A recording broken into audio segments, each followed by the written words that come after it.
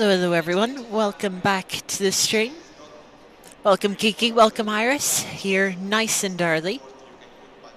We are back for for a one-off ACC social race tonight. Kind of like we had on Tuesday with the Formula 2s. Of course on ACC we little more than did on our car choice, but you don't get a bigger selection than this on ACC. We have got practically every class in the game. Nearly every class technically represented. You could say every class, depends how you want to class them exactly. For a 90-minute race.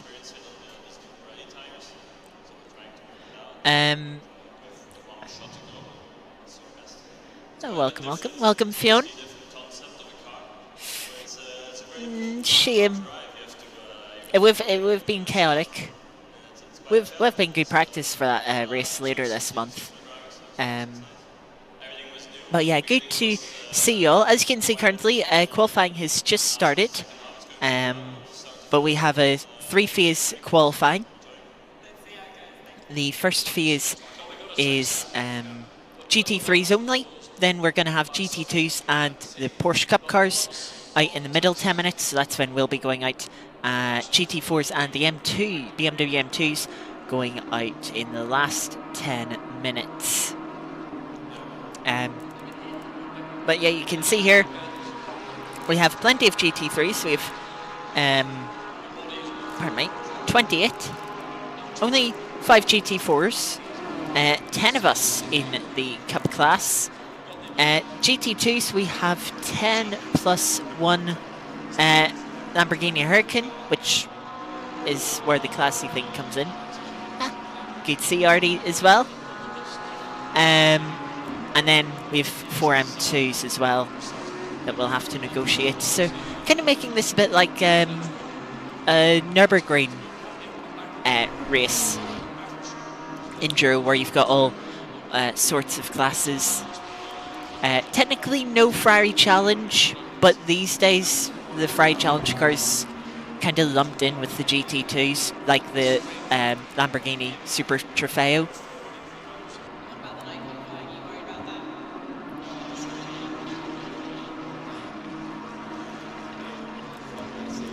Yeah.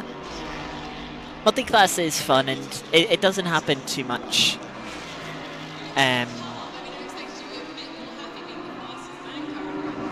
Doesn't happen too much these days. Is a lot of people. There's a lot of people that will say, "Yeah, oh yeah, we want multiclass," and then everyone just goes GT3s.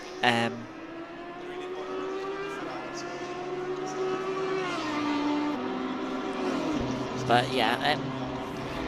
Would be nice to see a couple of you in, maybe not necessarily this exact race, but more other races, shall we say. So yeah, we've still got just under 6 minutes until our qualifying begins. Let's have a little look. I haven't done much on the setup. Unfortunately, looks like all my data from practice has disappeared. I want to pick the front pressures up a little bit.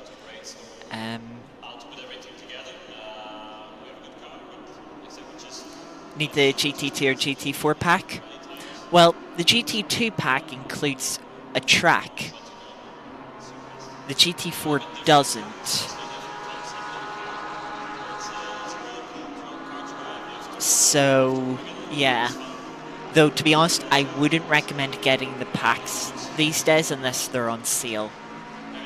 They're not used frequently enough to be worth getting while they're not on sale at full price. Fuel, I want to do a quick calculation with. Yeah, as you can see, there's a lot of things you can change on the Cup car here.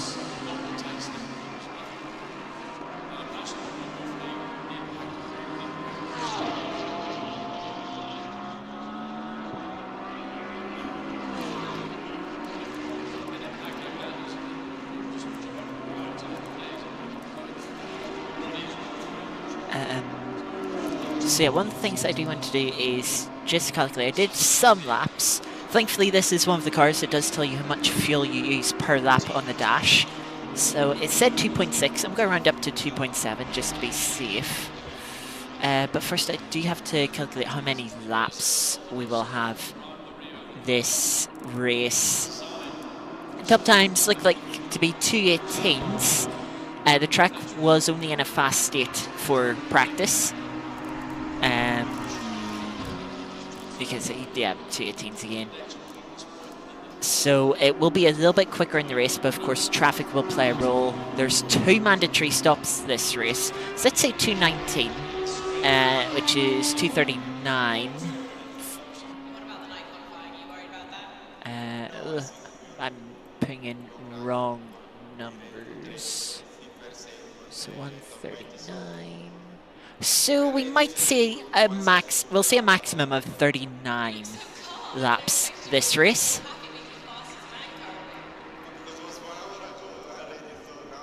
So we'll need no more than 106 liters of fuel. So that's our magical fuel number. We're going to get 5 laps, I think, in quali here.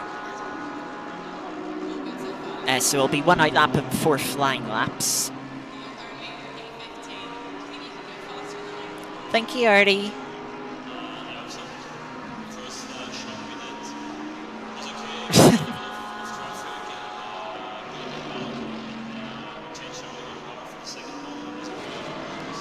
Fiona's going to be watching all of the streams.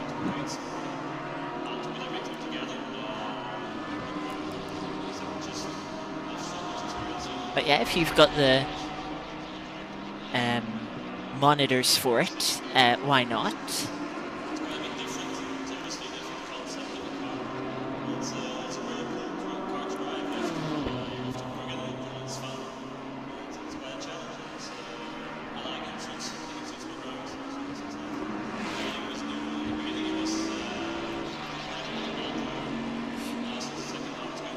No!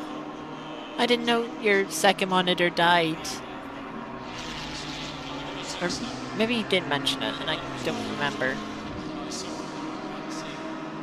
We should get you replacement second monitor. Yes.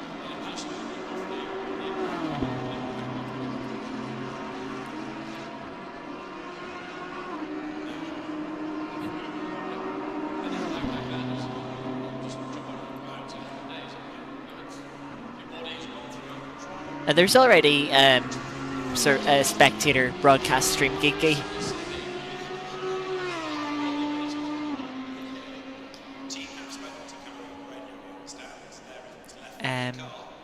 But yeah, before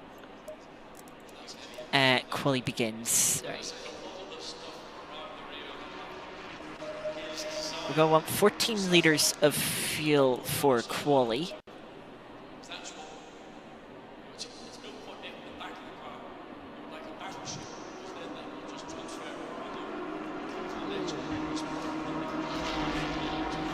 Yeah, that's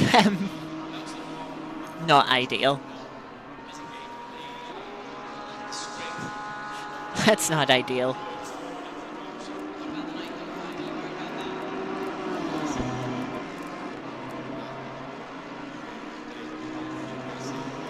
Right, we've got 20 seconds now. So we're just gonna get ready. We are only allowed to leave our pit box once the time ticks over.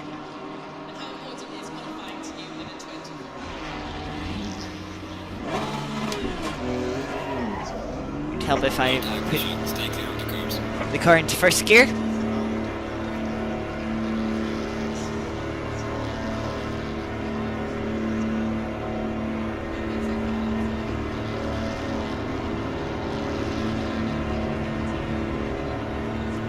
Someone seems to have forgot their pit limiter.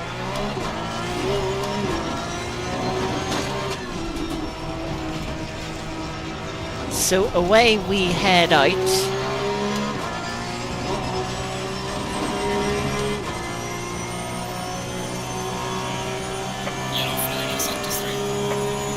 We've got a nice bit of clear track.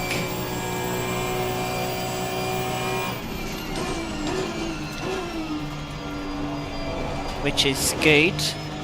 Remember, it will be us in the Porsche Cups and as well as the GT2s. GT2s are a little bit quicker around here.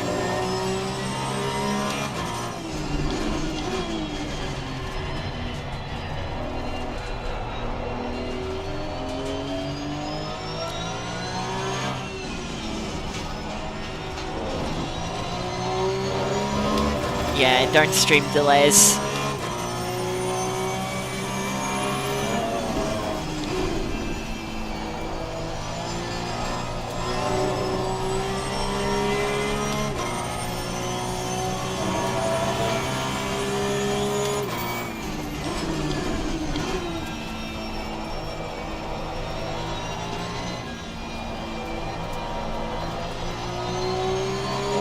So we're just warming the tyres up on the out lap here.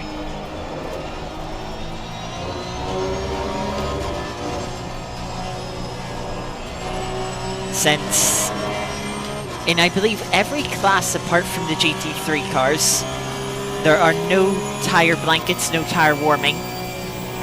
So you leave the pits on the stone cold tyres, which when you don't have any TC in the Cup car here, does actually make it quite interesting. Why are you going so slowly on the racing line?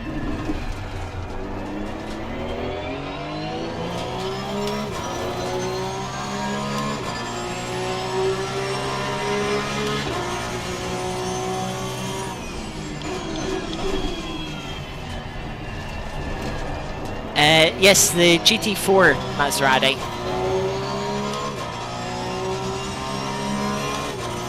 Doesn't have any ABS or TC.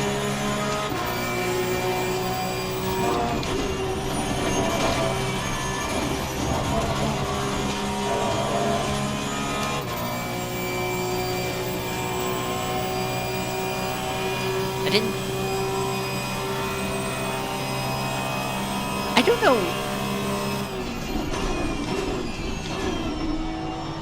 I haven't driven the GT2 Maserati, so I can't say if that also doesn't have TC or ABS.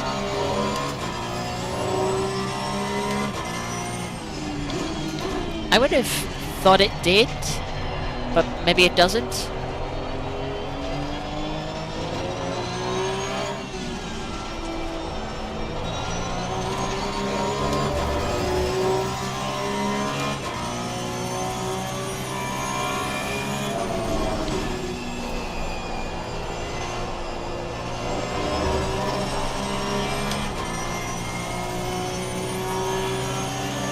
The KTM GT2 lets us through.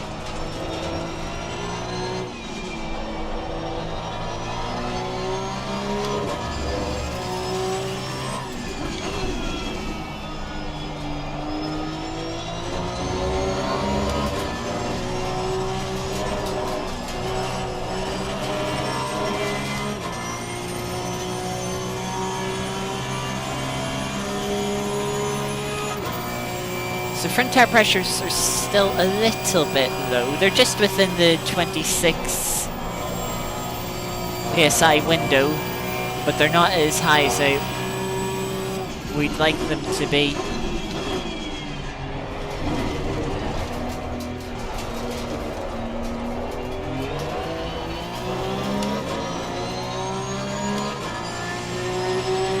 First lap, 23.4.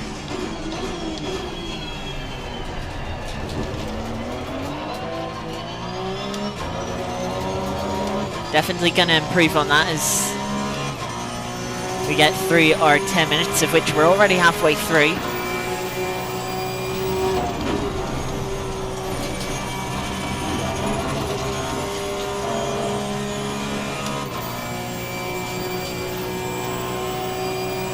Got the GT2 coming up on us.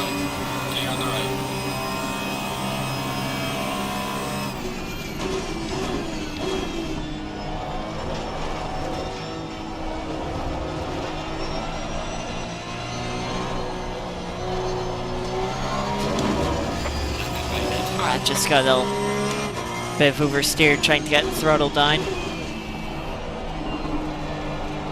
Validated the lap.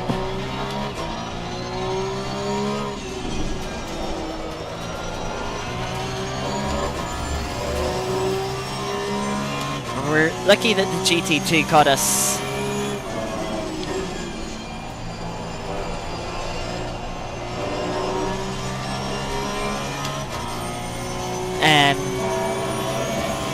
Along the Camel Straight.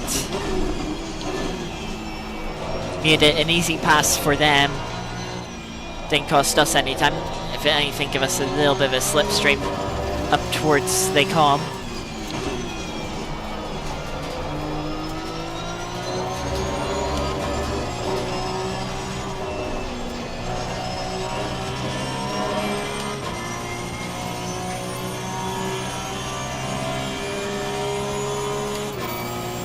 Can't see any of the other Porsche Cups in front of us on the overall timing. And we can definitely get down into 22. So go slow up here, try and get a good start to our next lap. We'll have time for 2 more laps.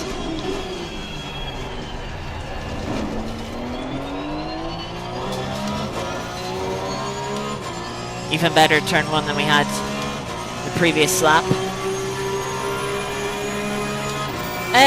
Yeah, I don't see why not.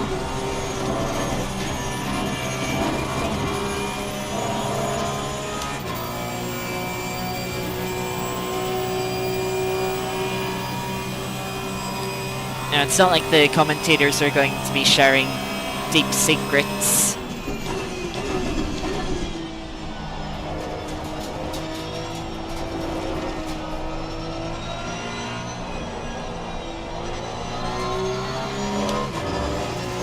Third of the Porsches.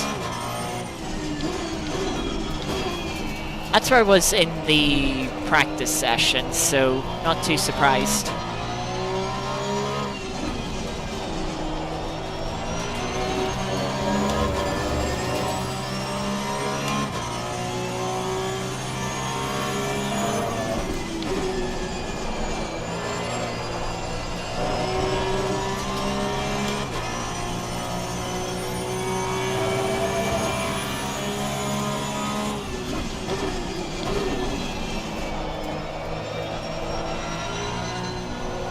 We're sliding around a little bit.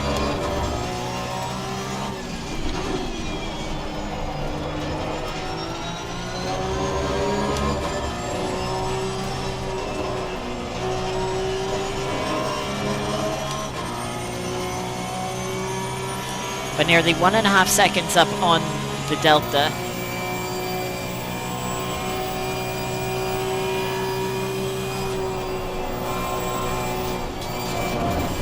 Oh, that was just about in track limits.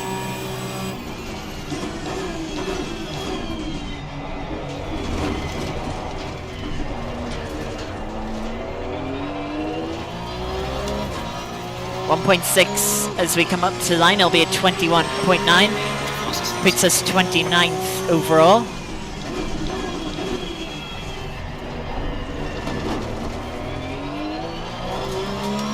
And we get to start one final lap before our session ends.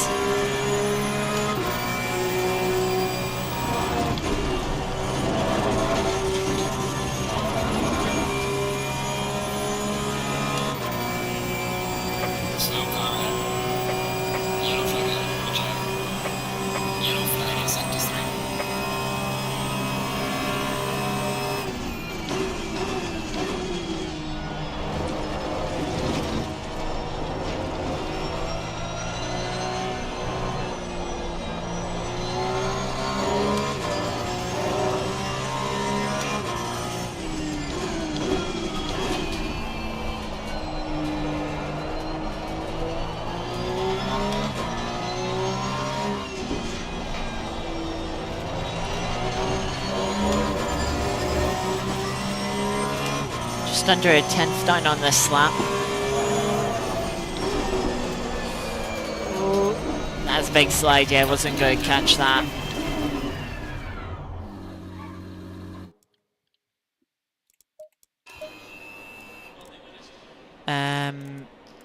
But let's see. That is third of the Porsche Cups. So it is. 29th overall. We did beat one G. Yeah, we did beat a few GT3s. A couple of GT2s as well. As well as more of the Cup cars.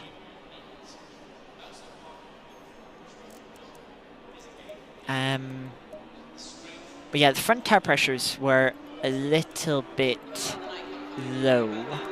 So I'm going to turn them up. Everything else seemed fine. The fuel per lap, 2.6. It's just under 2.6. Yeah, I seen the M2 police livery posted in Discord beforehand.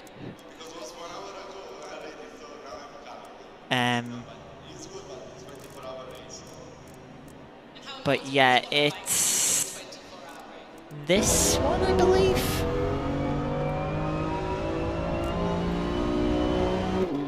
Oh yeah, I don't have the liveries.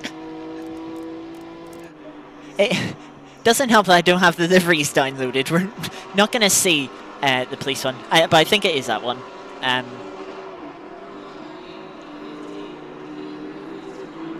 So yeah, it looks like a P30 at the end. We got pipped by one of the GT2s at the end. I do want to have a look. Timetables. Yeah, we invalidated that previous lap.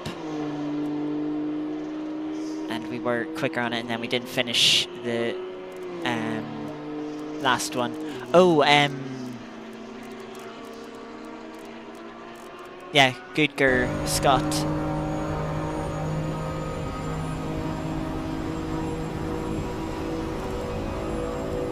Yeah, we won't see the livery since I didn't download them beforehand.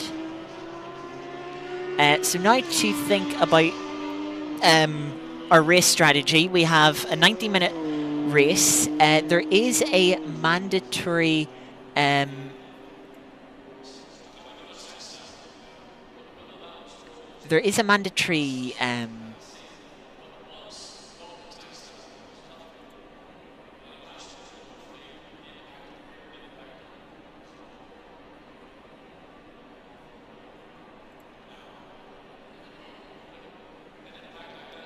two mandatory pit stops.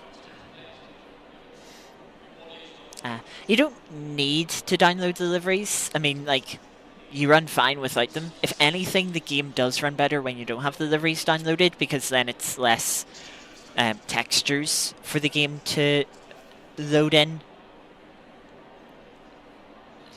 Especially when you have people just joining the server. It can cause a little, like, oh, making one. Yeah, making liveries can... well, you'll know. It's time consuming.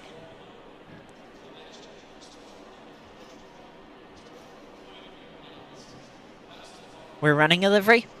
If you so wish, we can indeed.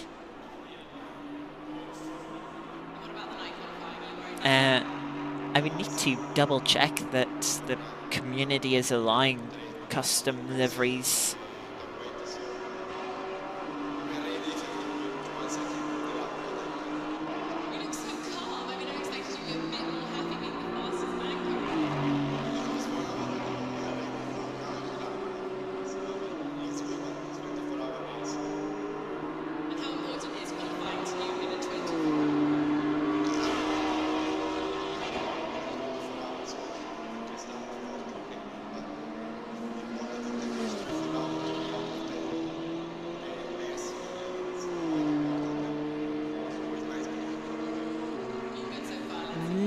You have me checking.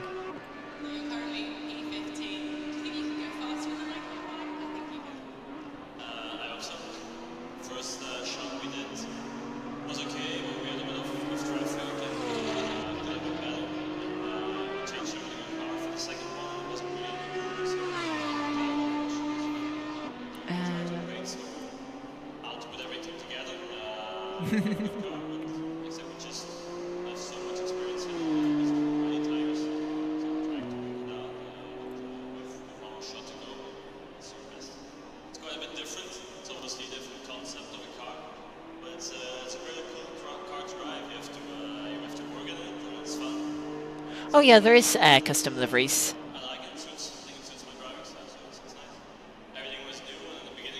Yes, we can do that.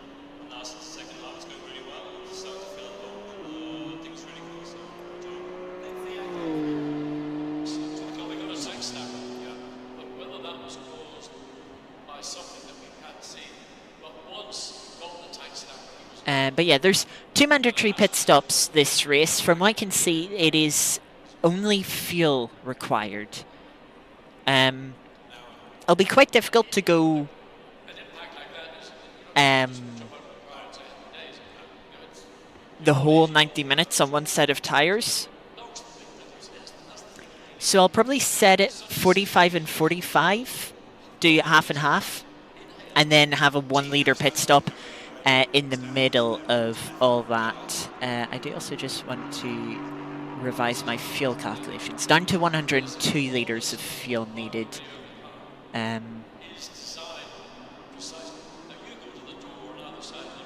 So probably start with 55.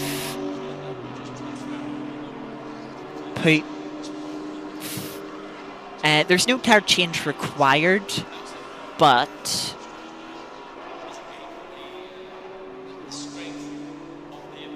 it will be.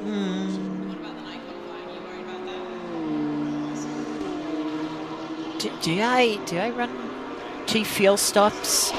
Because changing tires will cost you about 26 seconds over a fuel stop, a fuel only stop. Over 45 minutes, would you gain that time back? Difficult to say, to be honest. Difficult to say.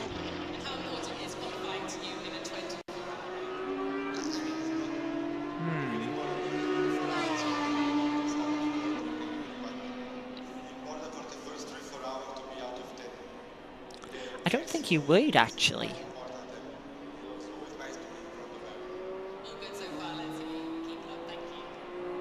So I think I'll be put 101 litres in and then take 1 litre of fuel at both pit stops.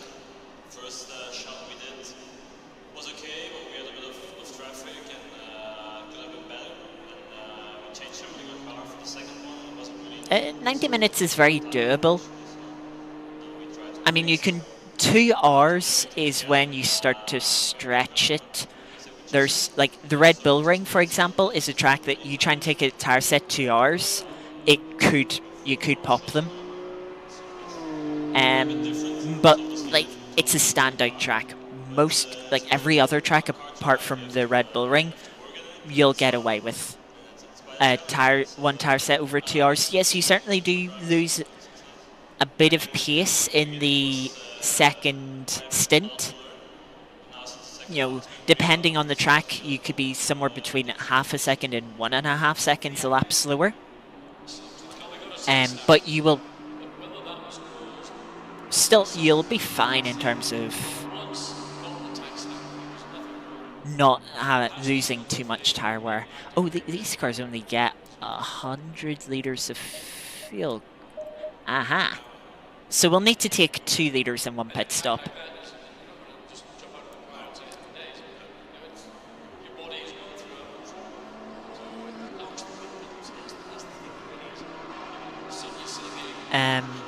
Of course, the car will become a little more tricky to drive. So it does when the tire wear sort of kicks in a little bit.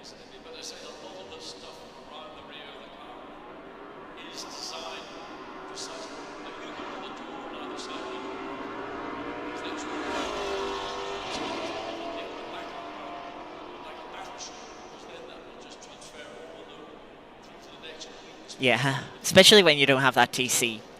It's quite difficult. I mean, the Formula 2 cars we were racing on Tuesday, when the tire wear started to kick in on them, they became quite difficult. But there we have the end of qualifying. Do you have a few GT3s, GT4, a Porsche and a GT2 starting behind everyone? That will be interesting. But we're up to 57 drivers.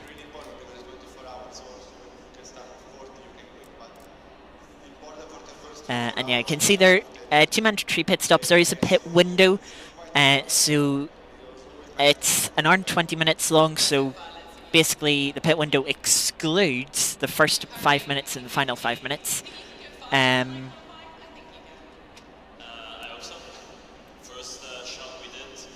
And then yeah, make sure we have set tire pressures. Oh, we got some light graining on the front tires. That's not good. That's not good.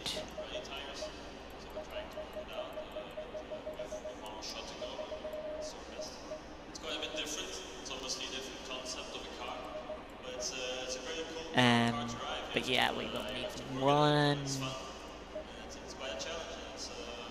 one liter that will. No, we don't need a backup one. That's more. But yeah, we'll leave everything else as is. I'll tempted to put another little bit of pressure in the front tires, but I'll leave it be for now. The track has warmed up a little bit for the race by like 1 degree, though it is going to get cooler as the race goes on. And if it's going to get cooler as the race goes on, I'm going to put a little bit of pressure in the tire. Just to try and be safe. Ooh.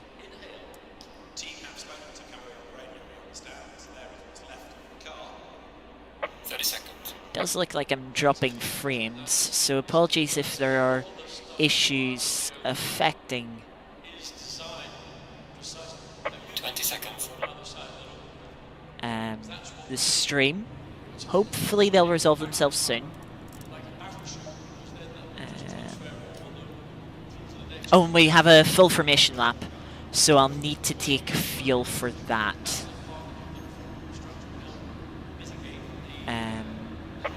So I won't go down here. I want to turn tires off, just so I don't have to worry about that later. Welcome, Jesse. We are just about to start the formation lap here. We've qualified 30th overall. Welcome, Scarlett. We're doing well. We are third in class, 30th overall. And away we go for the formation lap.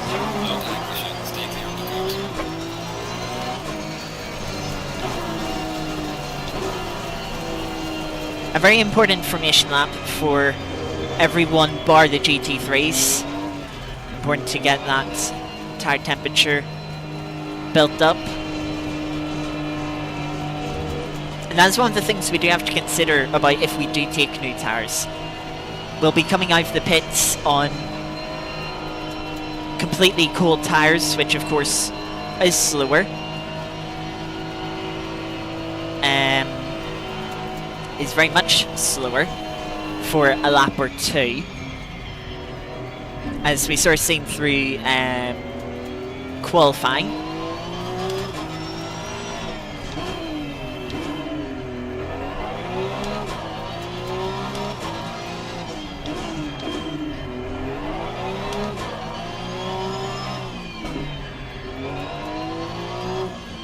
So it's going to be a chaotic start with all the classes intermingled, GT3s, GT2s and Porsche Cups. We'll thankfully not be on stone cold tires for the start. But of course, the first corners being a Rouge and Radeon is always a risk.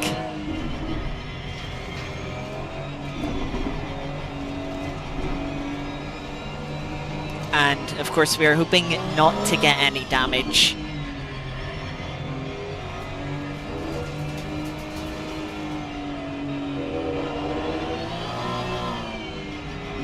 We don't want to have any big slides on the tyres, they'll overheat and further damage the tyres, since we want to try and carry the tyres to the end. If we decided to change tyres halfway through the race at this point, it'd be a bit of a missed opportunity, because we could have ran the car with about 50 litres and then filled it up with an extra 50 odd litres.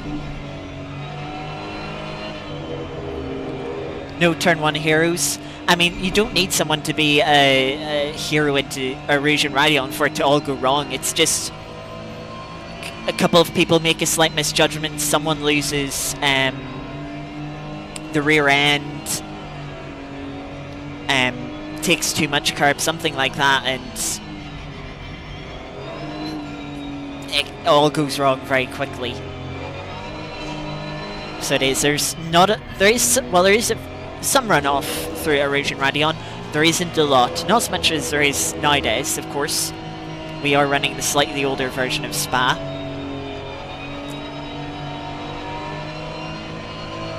But yeah, where am I from? I'm from Northern Ireland. It is a unique accent.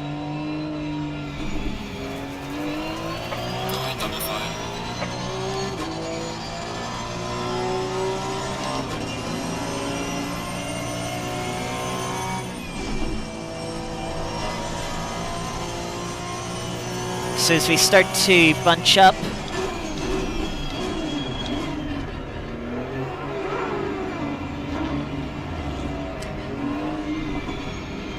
some people not having the ability to slow down. Luckily we are all ghosted on the formation lap.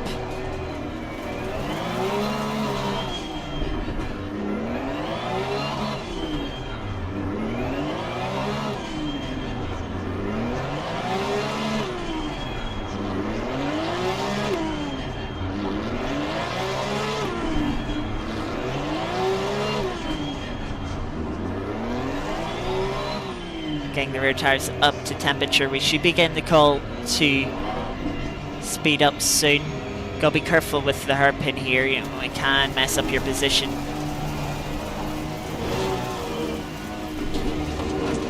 In the box. Green light, go, go, go. Not a great launch. Car on the right. Clear on the right. GT2 is even slower.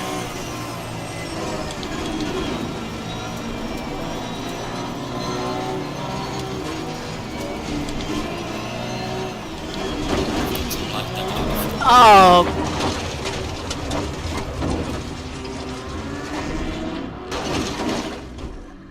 And people are still driving into me.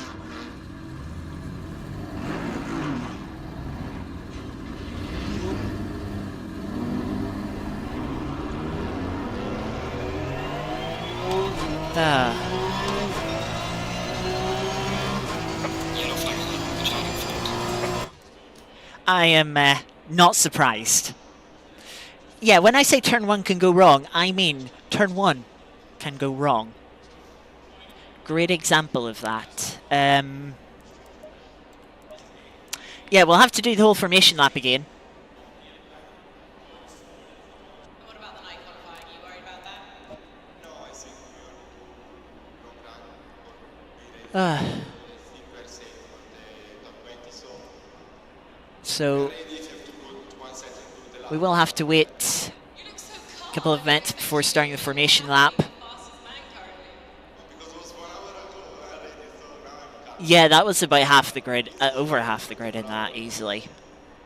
And how important is qualifying to you in a 24-hour race? I mean, it's not really important because it's 24 hours also. If you can start with 40, you can win, but it's important for the first 3-4 hours to be out of the mess of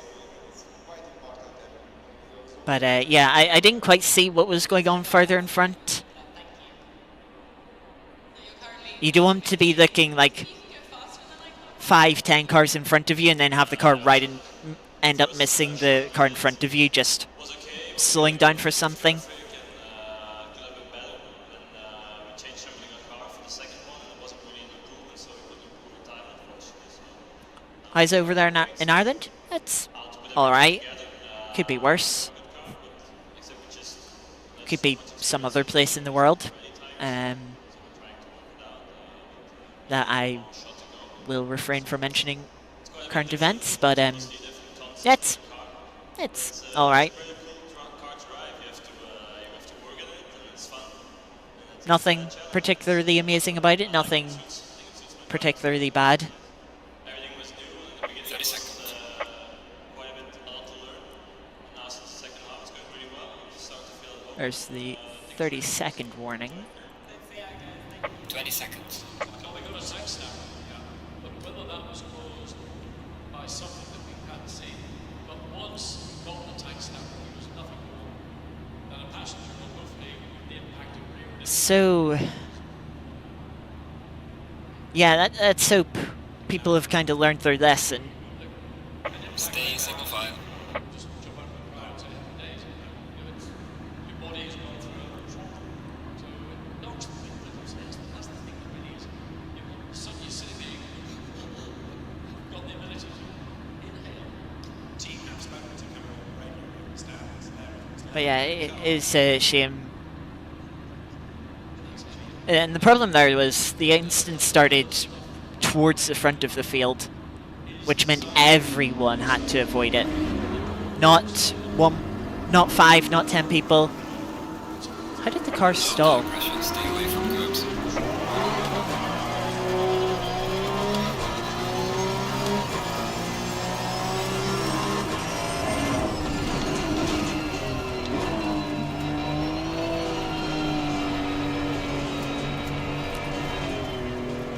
I don't know how the car stalled there, especially since that starting grid is downhill, so you've got gravity helping you. It's just an audio loop, Jesse. It's taken from one of the Spa 24-hour broadcasts, and you can tell it's around practice and qualifying, because you will constantly hear, "So how important is qualifying in a 24-hour race? Do you think you could go faster at night qualifying?" It's a bit of a meme in the ACC community. But yeah, all the tracks have it. Bit of ambience to help sort of immerse you into the paddock and the pit lane. Like at Bathurst, you'll always hear about the Pirelli pit bunker, but from Chad, one of the Australian supercar broadcasters that helps out or analysts and commentators that you'll hear talk about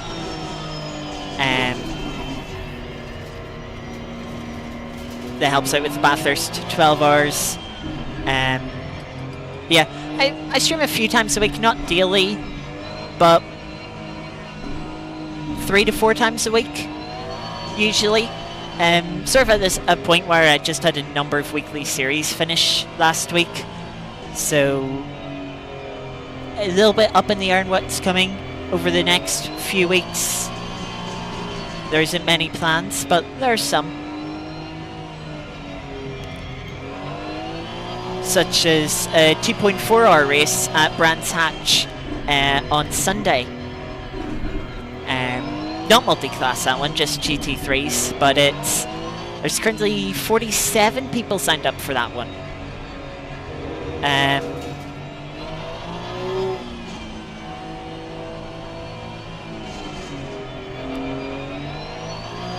So yeah, I do some stuff outside of streaming, but I don't talk about it.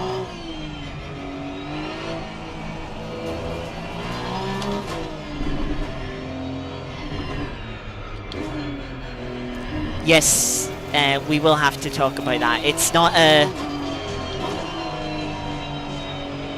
it's not a simple thing.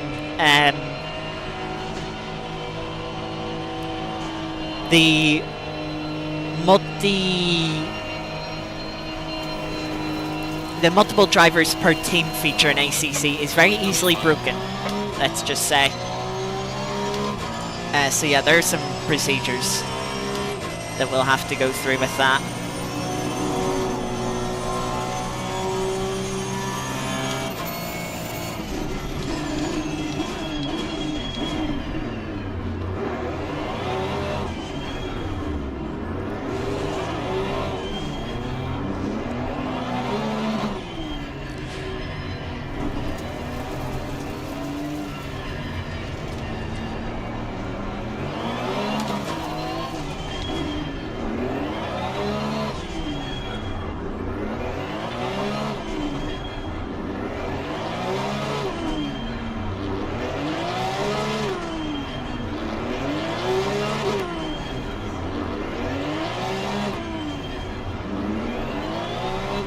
Right, the rear tires are definitely heated up now. I want to be a little further forward in the box, just because when we go around the outside here,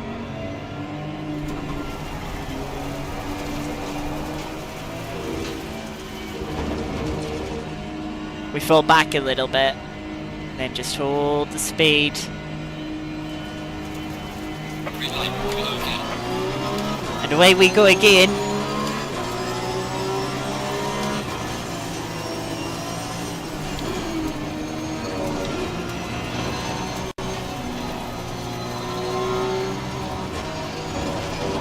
No big crash this time. Car on the right. Not yet, at least. It's not too late. Yeah. I'm gonna pull out here.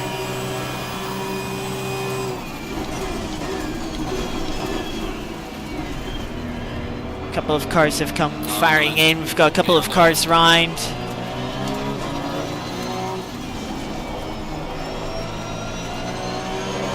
Car off in the gravel. Left. Clear on the left. Thinking about putting it down the inside there of the On the left. Clear on the KTM, but thinking better of it. And GT2 Maserati goes round our outside. We're trying to come back down towards Puyon. Just go back out of that. It's lap 1. An unnecessary risk.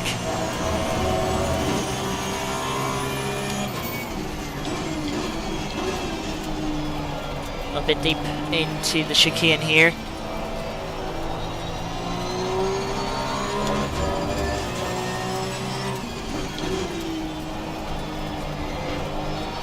It'll be interesting to see how our race pace compares to those around us. Because if other drivers are taking new tyres at their pit stops or are planning to, they'll be lighter on fuel. Car on the right. Clear on the right. The car trying to go around the outside of us. We didn't leave them much room. Car on the left. Clear on the left. Kind of getting boxed in a bit, and the GT3 just goes around our outside. Maybe try and follow it. Car on the right. Clear on the right. Try and get back. Car on the right. Clear on the A right. little bit of a tag. Not much damage, just a little bit. Gotta be careful of pulling, trying to make a cut back. You don't want a car trying to go for a move behind you, just tagging your rear bumper and spinning you round.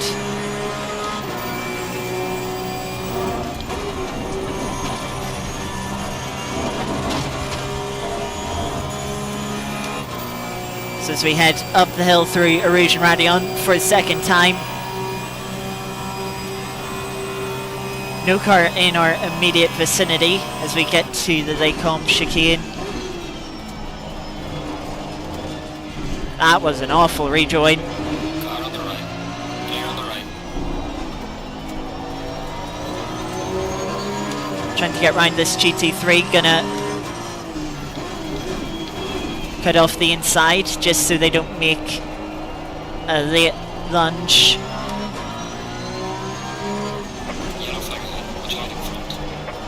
bit wide there. There's a slow car behind.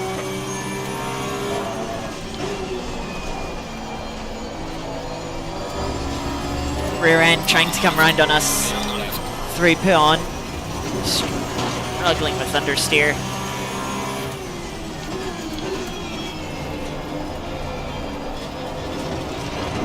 Looks like the ID struggling a little bit too.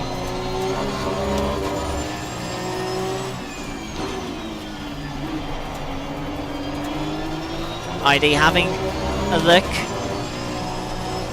We give them the space and they remain respectful about it.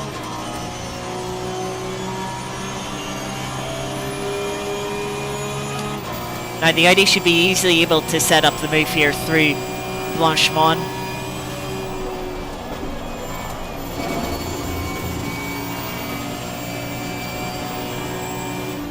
Car on the left. Clear on the left. Slow car ahead. Car on the left. Clear on the left. And they're just going to push us off.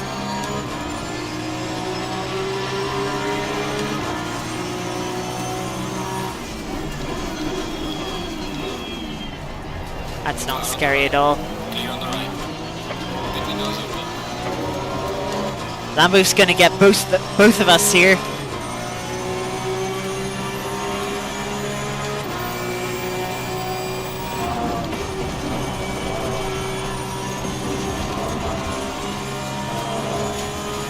Go tuck up into the slipstream of the Lambo. See if it'll help us defend from the GT3. GT3 theoretically should have the grip, Clear on the right. and they make a dive. On the left. We'll try and come back at them, but ultimately we just don't have the grip compared to the GT3 class.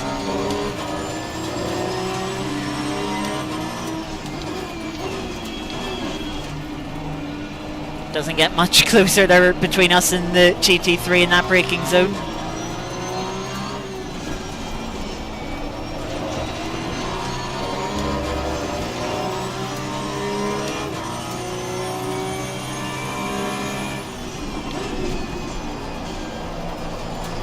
ID quite wide through Puon here. As we have a BMW GT3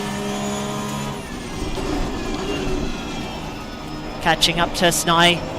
Maybe getting a little caught up by us braking earlier than expected, simply because we're a Porsche Cup car, not a GT3 car.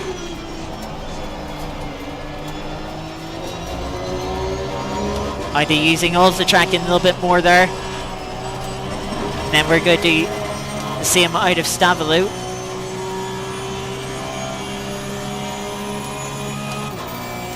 Luckily, no track limit warnings yet.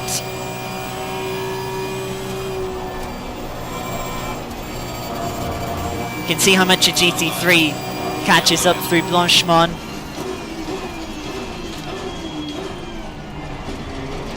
Car on the left. Clear on the left. But the BMW missed the outbreak themselves, and we were able to get back through. Car on the right. Clear on the right. Oh, I just saw that at the last second. Car on the right. Unfortunately, that might lose us a place here to this other Porsche Cup car. Car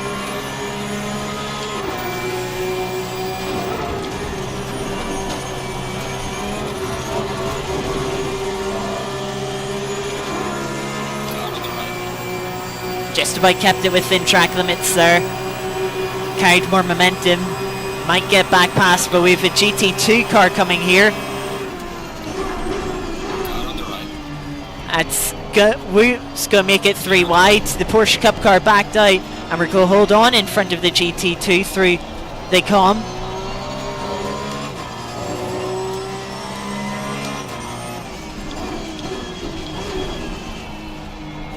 And we hold on for now.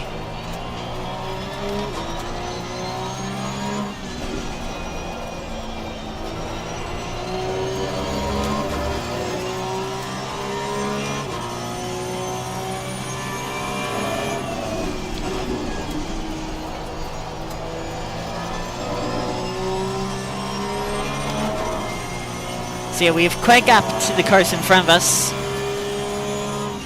Yellow flag accepted. We're probably not going to be catching them with the fact we have a full tank of fuel from start of this race. But when we come in for the pit stops, we might be able to jump them if they are taking new tyres.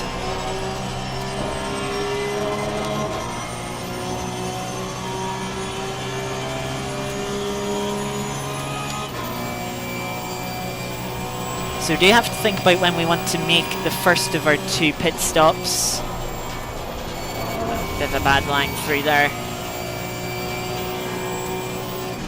Game being generous, not giving a track warning, could be a little bit braver on the brakes there.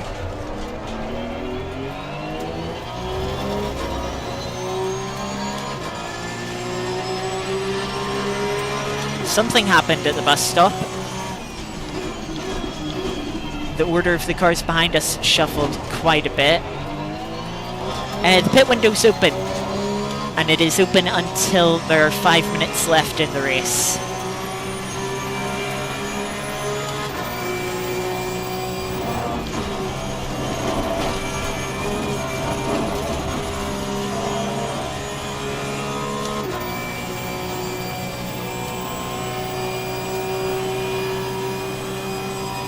But yeah, we've got a few GT3s behind us now.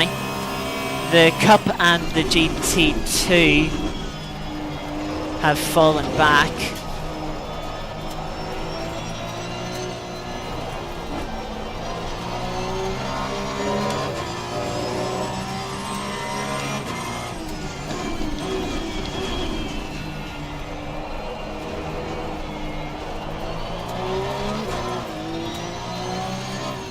Spin up the rear wheels.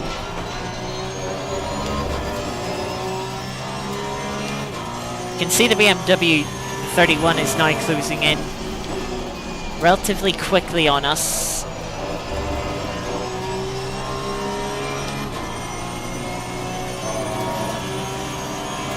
I'm just going to give them the inside here, because if they're faster than us, they're going to get past us either way. GT3s just have that much more grip.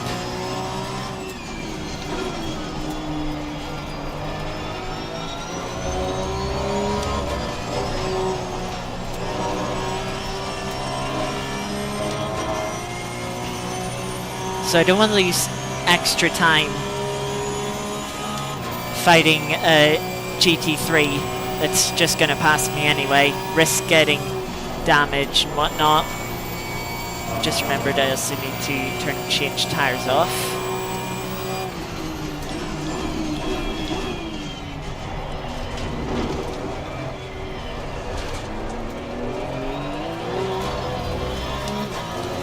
Another snap of oversteer coming out of the bus stop chicane. They can see they ran nearly 5 seconds, a lap quicker than us there.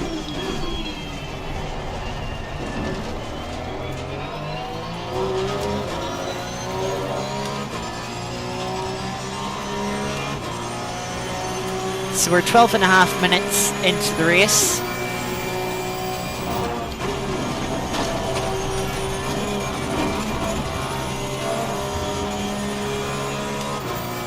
Five laps in.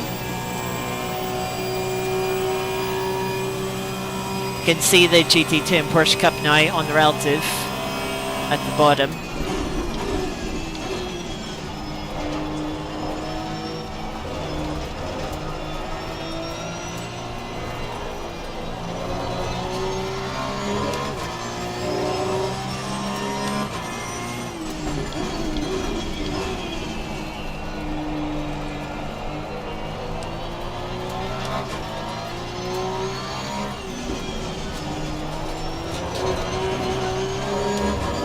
So I'm trying to be neat and tidy with the driving. We don't want to spin the rear wheels up unnecessarily or slide the car around, as it'll only damage the tyres.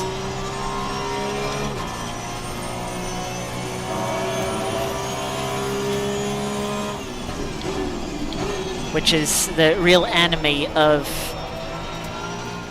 not taking any new tyres in the races if you damage them. And it costs you potential pace throughout the whole remainder of the race.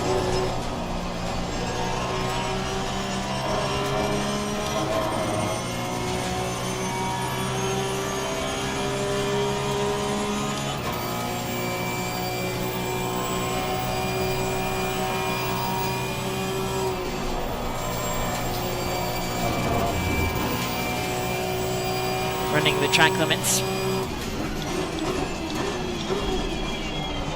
practically perfectly there. A little hot into the bus stop. Oh, the Ferrari behind crashed.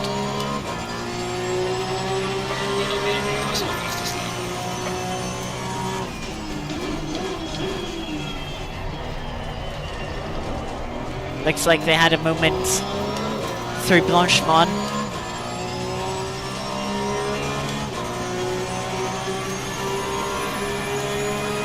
That gives us an even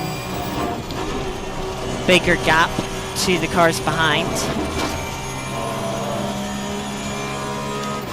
Rest in Ferrari.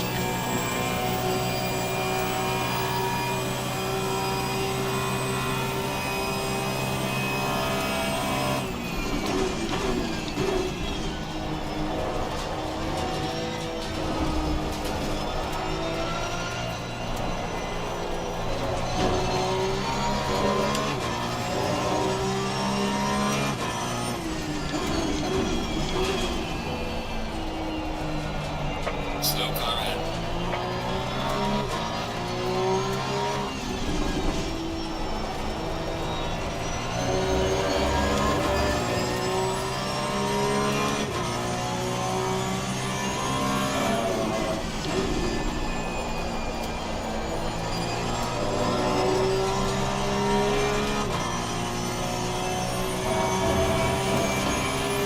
I think the Audi in front of us made a mistake.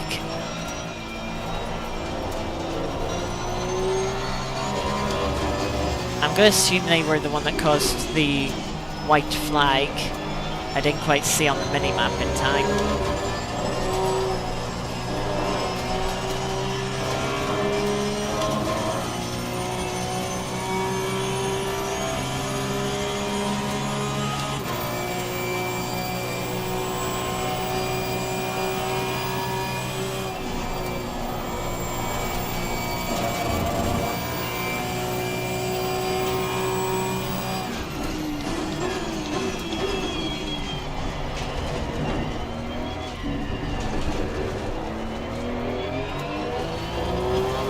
Bit better there through the bus stop. Gains us a bit of time, and yeah, you can see a 2:28 for the Audi in front. That's a slow lap, so very evident of a mistake. We can see the Ferrari that made that mistake at Blanchemont last lap is into the pits.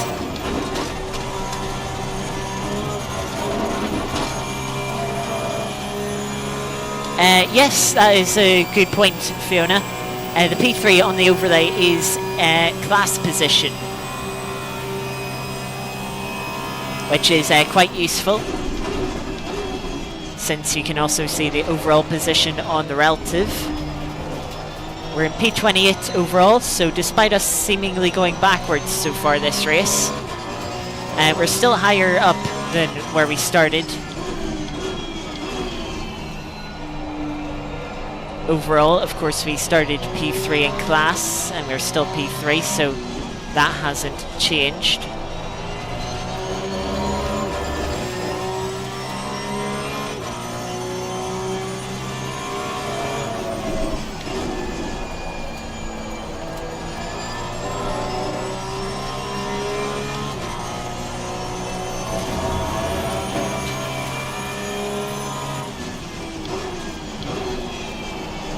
We're even closer to the Audi this lap.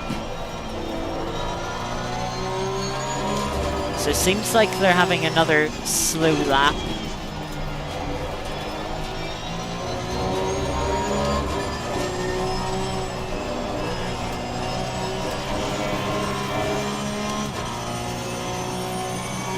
then there's now a 10-second gap to all of the cars in front.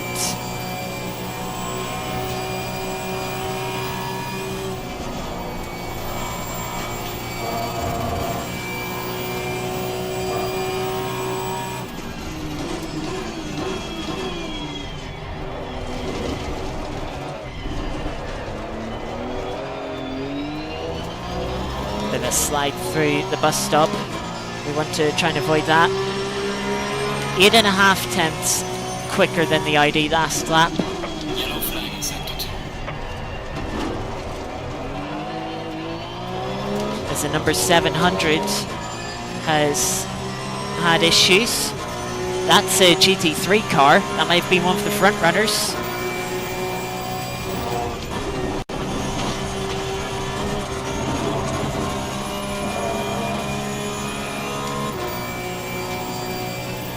And we're starting to come up on our first car to lap. 36 BMW.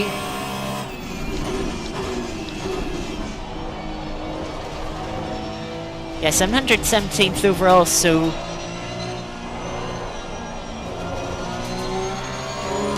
if they do have major issues, that is a potential position for us. 71 is also having issues on the exit of Blanchemont.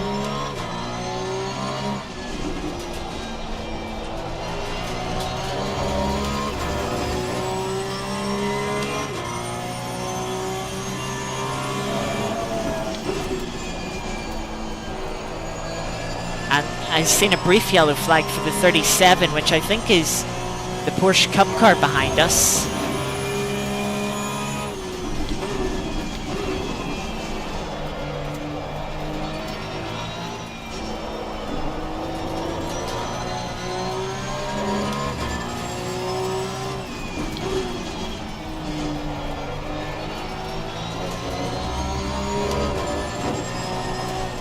A little bit wide off the track there, despite keeping the car out of the gravel. There is our first BMW victim, or should I specify M2 victim.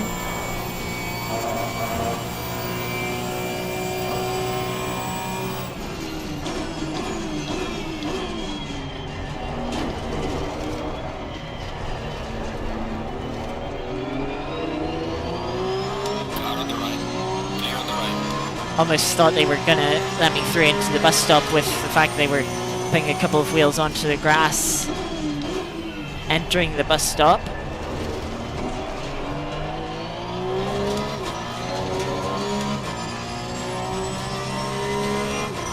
'71 McLaren, which crashed at Blanchemont not too long ago into the pits.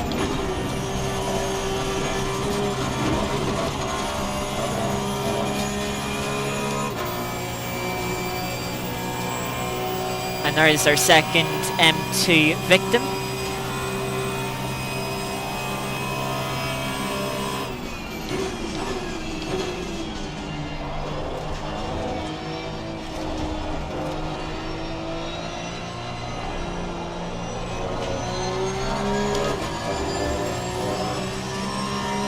Yellow flag in sector 3.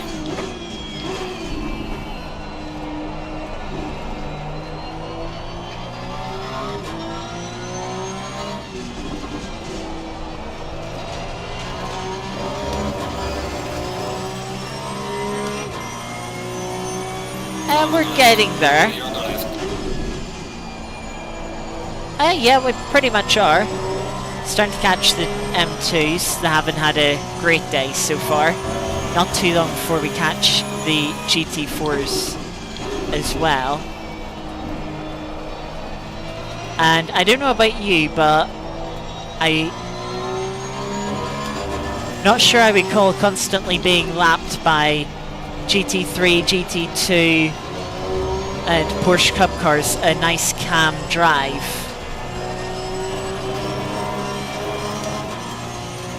I know some people find that quite stressful.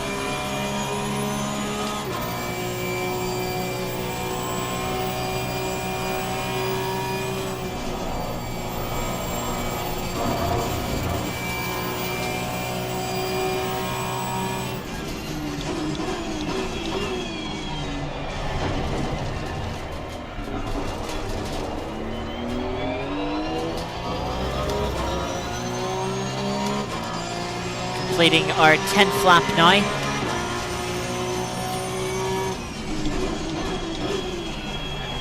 Few tenths slower than the Audi in front, but not too far off its pace. Number 17 McLaren is in pit lane. So strategy's already starting to come into play. Ooh, crash in front, the number 9 Lamborghini Super Trofeo having issues. And that's a car off in the runoff. It's a McLaren that's a lap down, it's at 71. And we've really caught up to the Audi in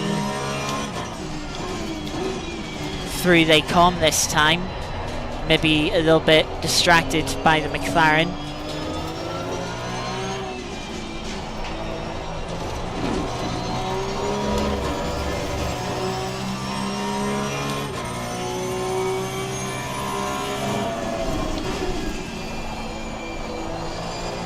Yeah, it absolutely is best to stick to the normal line when you're in a slower class car being lapped by the faster classes.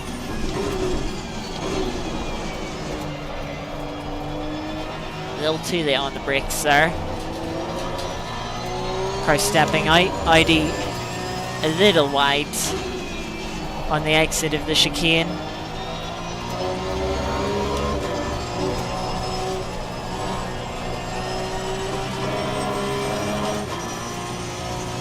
So we have certainly closed in this lap on the Audi. But yeah, for the slower classes, sometimes it can be a little bit overwhelming, especially when some of the faster classes make late, aggressive moves. Or you find yourself 3 wide in between 2 quicker cars.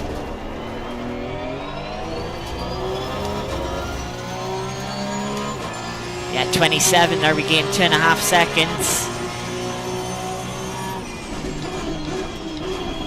We're not necessarily quicker than the Audi, but we are more consistent.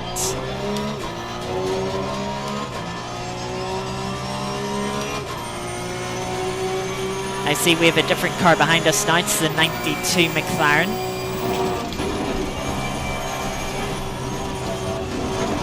Had to take a lift there since I cut Radion. Yeah, we got no time gained. You can see the Delta's just easing its way to neutral. So we've given up the time necessary.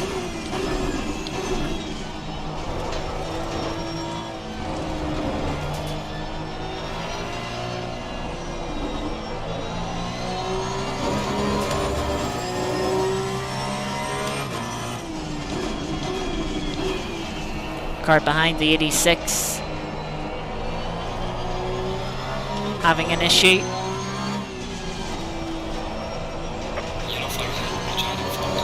Now the number 8 in front looks like it's a GT3 Fry that's already completed their 2 mandatory stops.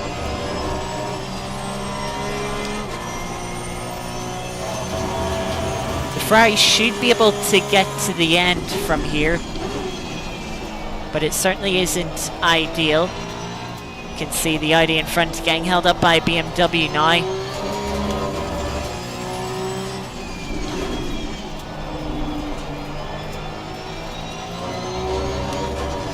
We're going to get held up a bit too, just have to be a little bit patient. Just try and time the run a bit, so we don't have to check up on the rear bumper of the M2.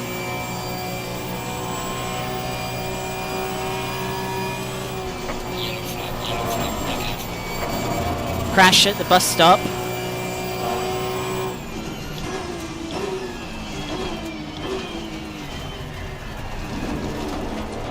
Three cars stopped, it looks like.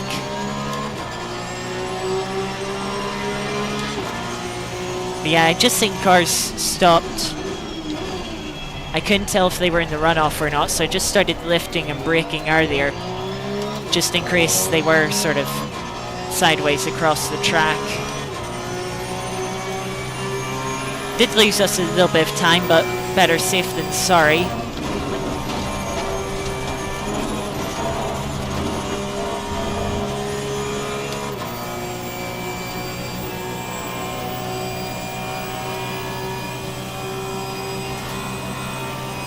That has allowed the McLaren behind us to catch up a bit.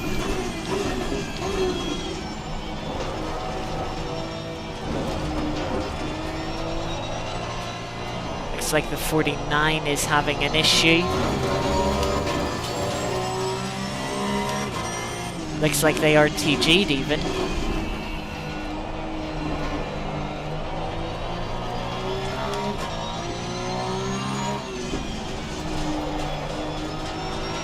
Behind a GT2 that's going quite slowly. Lets us through anyway.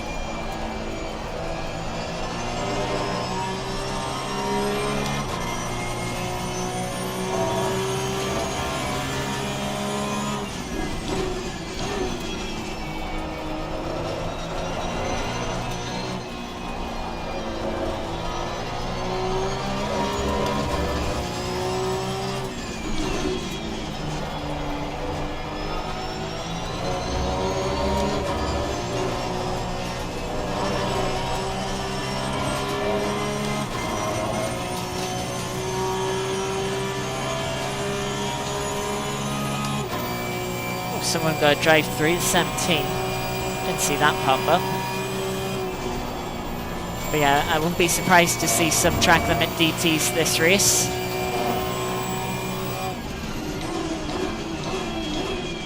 Spa, quite the easy track to just run a little bit wide, pick up warnings as we see the Audi head for pit lane.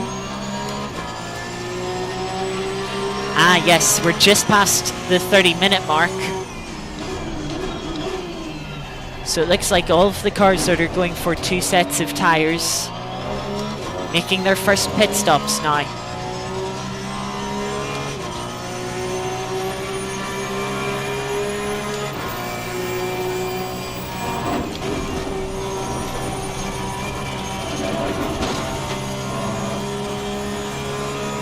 Thing is, over this race, or in the pit stops I should say, we're going to gain 53 seconds just in the stationary time alone from the pits cycles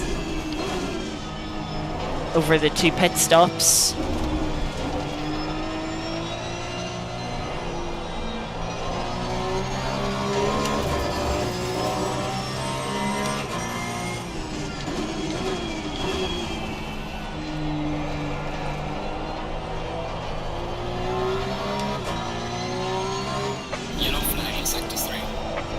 But of course, a lot of those cars already had a 20-second gap on us, so they should be able to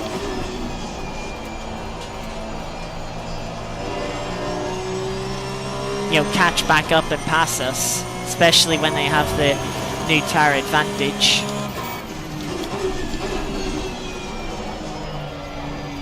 Yeah, I should have shifted up into 6th gear there.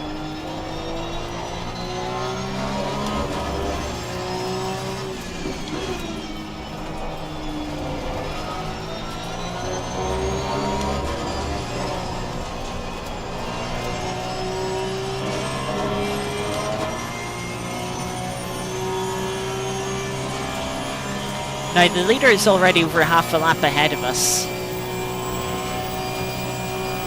So the likelihood of us getting lapped this race is quite high, as there's a couple of cars crashed just after Puyon.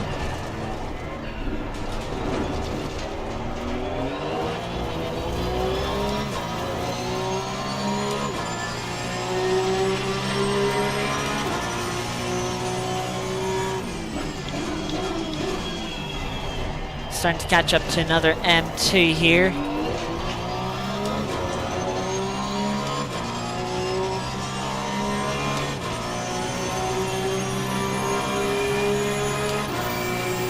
More cars in the pits.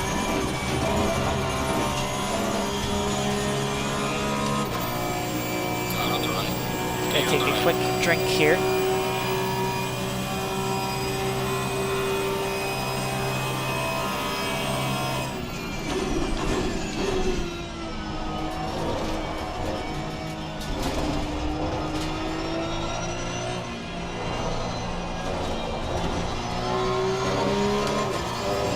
Yes, the police M2 indeed.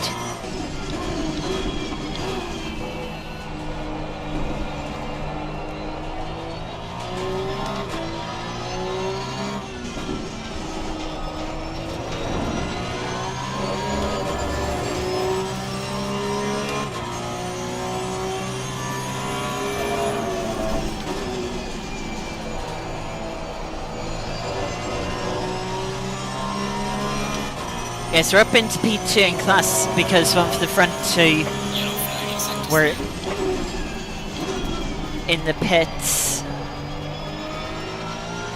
971 having issues. Fairly odd place to have issues.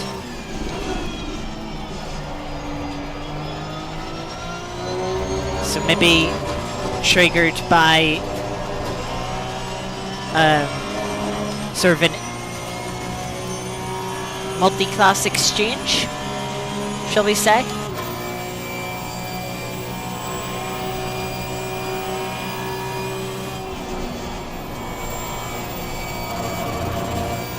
Also, I forgot to check how much fuel I used on the formation lap. I think it was about 3 liters.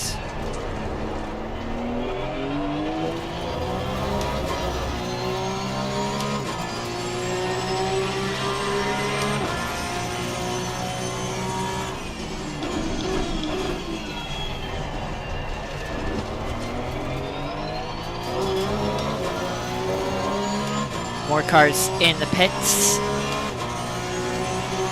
Now, a nice thing about our strategy is we can pit whenever we like. That isn't the first or final 5 minutes of the race. But everyone that's taking tyres, you kind of have to pit on the 30-minute marks to make best use of your tyres. We don't have that sort of restriction.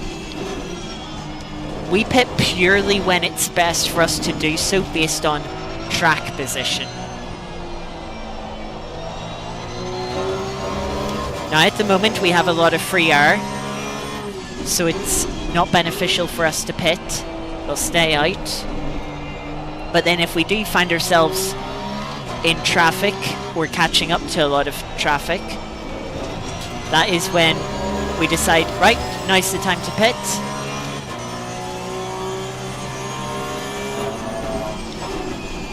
And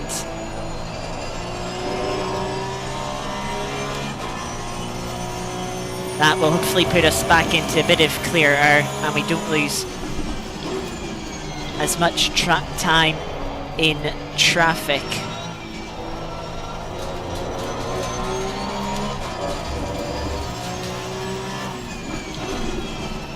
We also have about half a second of damage, which we are going to repair, just because every little helps. Just under 3.2 in the formation lap. Yeah, so that means we need sort of an extra 5 litres in the pit stops.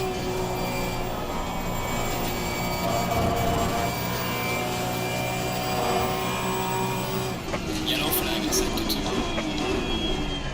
2. 17 having an issue at Lake Holm. That looks like a brake failure with how far into the runoff they are. Falling behind the car in front in sector 2. Some cars taking their second mandatory stops already.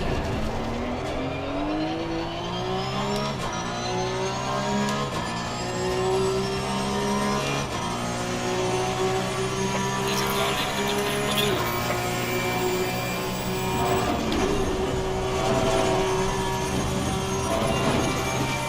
Couple of cars leaving the pits. got a Porsche in front of us that has made their first mandatory stop and got out ahead of us.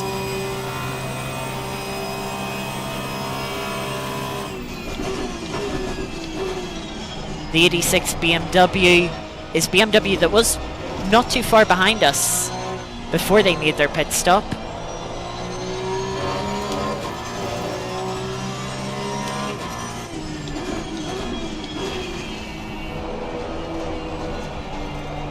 Ooh, 971 picking up a drive-through for speeding in pit lane. Well, that is one thing I haven't practiced, is a pit entry.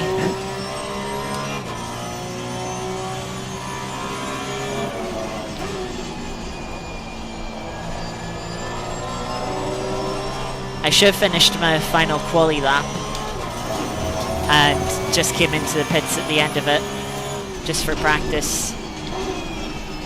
But I forgot.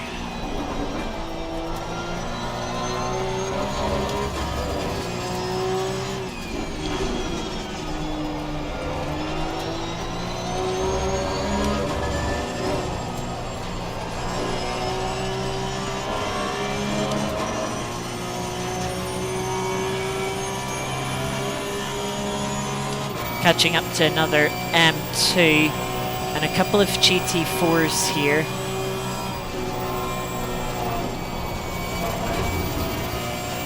But I'm trying to look at the track map. If I pitted this lap of where I would come out on the track, I think I'd just come out in a load of traffic.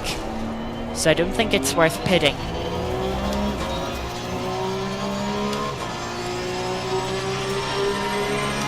We'll get this M2 into T1. And the GT3 behind us is going to follow us through.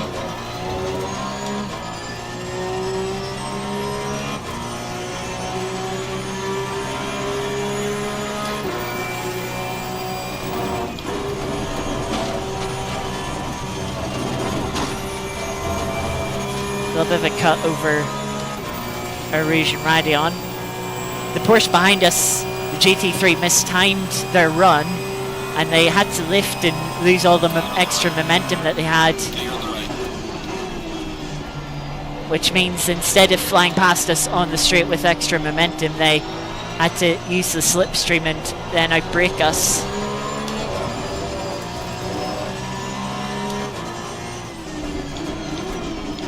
They thought about going for a move on GT4, but thought better of it.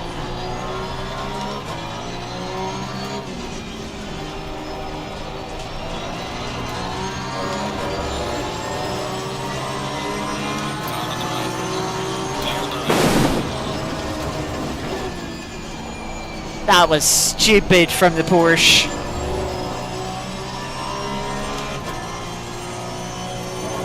Just came across on me when I was still alongside the GT4. Yellow flag is active.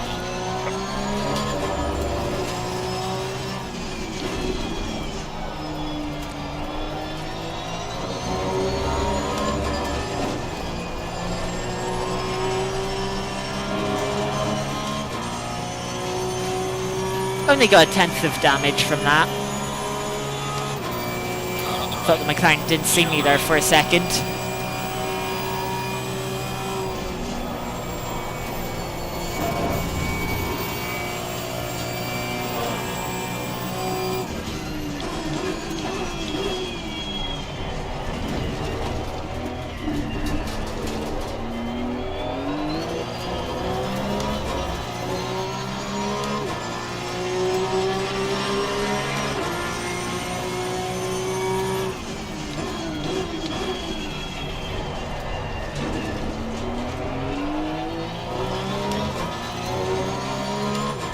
So we carry on. 46 minutes left in the race. Like, I'm gonna assume they thought I had cleared the GT4 and was gonna cut back towards the racing line. But I hadn't quite cleared the GT4 yet.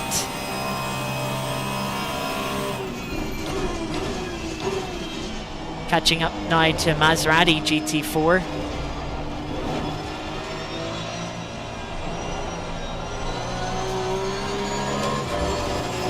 Car on the left. Clear on the left.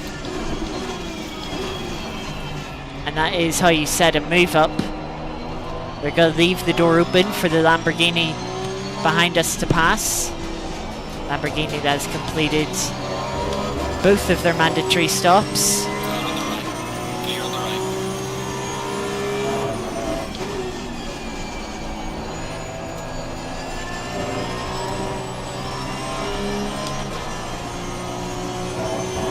BMW's going to let us through as well. Clear on the left. Lamborghini's going to have a look, but isn't quite close enough. Clear on the halfway mark. Keep pushing. Crash for the 900 BMW.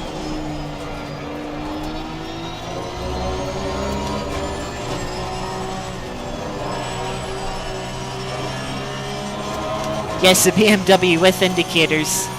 I know, very rare. One of the good things about repairing the car too is it cleans up the windscreen, which with the sun getting a bit lower in the sky, Car on the left. Clear on the left.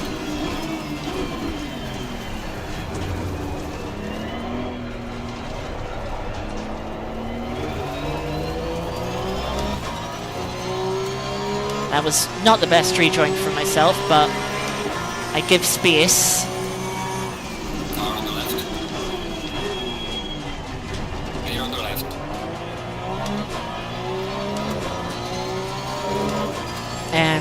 But yeah, the windscreen damage and the sun glare is just being a bit annoying through some of the corners.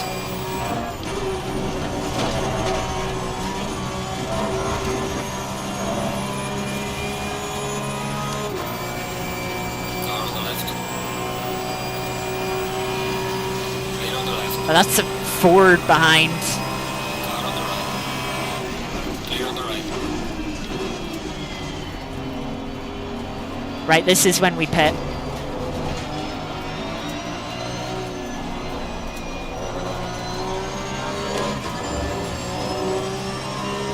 We're in traffic. Yellow flag in sector 3. Car on the right. Clear on the right. I was hoping the BMW was going to move over more. On the right. Clear on the right.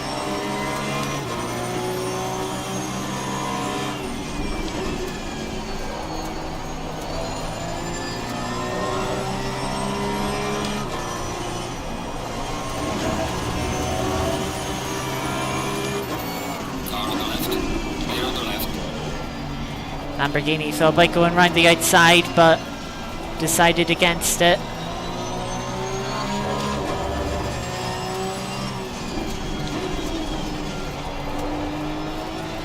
So yeah, we're going to come into the pits at the end of this lap because we're losing time in this traffic.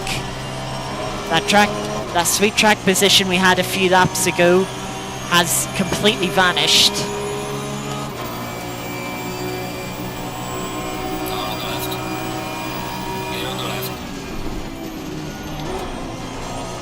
Go let the Lamborghini through there. Oh, I think the BMW just had a crash.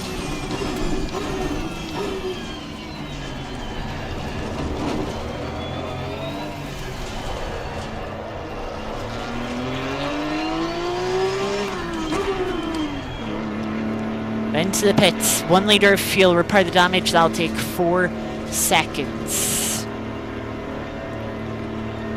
We're round at the endurance pits, or the old pits, whatever you want to call them.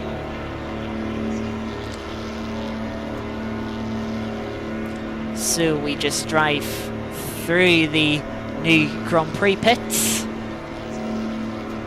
Very tight hairpin here.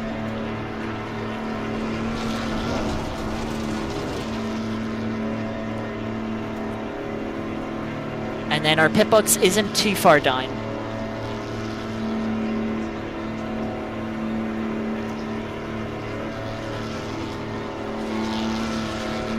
Yeah, you can see it's right here. It's one of the first, as perhaps a little bit early to start slowing down, but we hit our marks perfectly. Mandatory stop is now clear.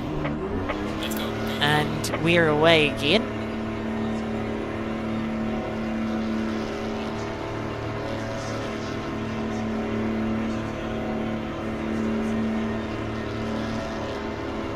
"40 minutes left in the race. I don't think I'm getting clean air here.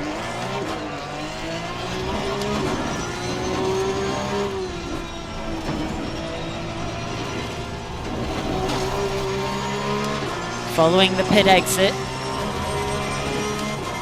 Yellow flag accepted. We've got GT2 approaching. It's 4 position. Car on the left. Clear on the left. Let's go have a look around the outside, but can't quite keep it alongside.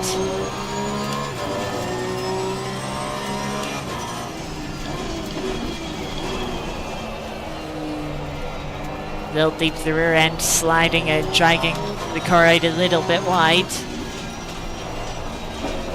Tires a little bit cold.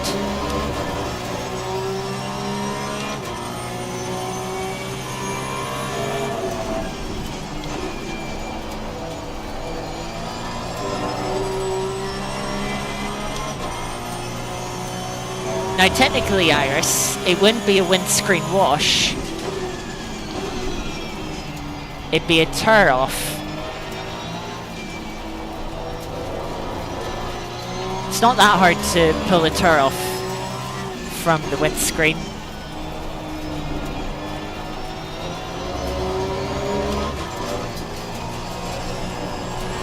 The hardest part's actually dragging it out from under the wiper. Well, to be real with you, any car doing an endurance race can have windscreen tear-offs. That's not something that's reserved for high-end race cars.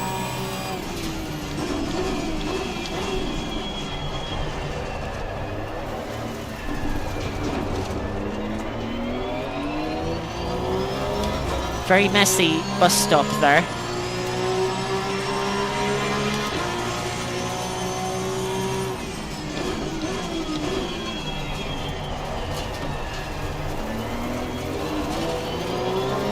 A little bit deep through the source.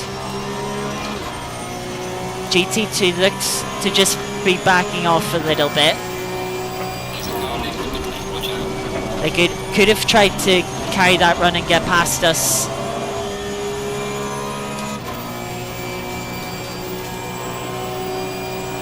Car on the right.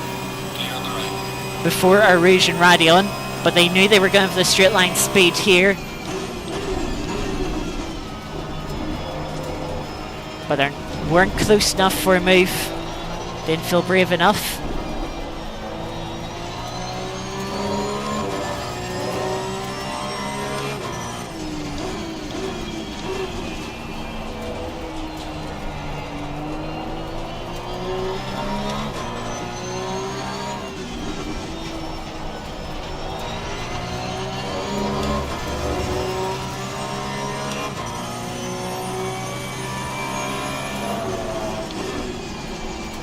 The leader is not too far behind us, but they are yet to make their first mandatory stop, never mind their second. Ooh, big slide from the rear end.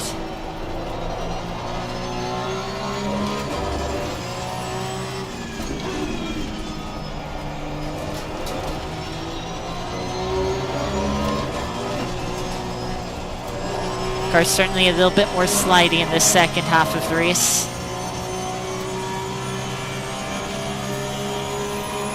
Another M2 in front of us.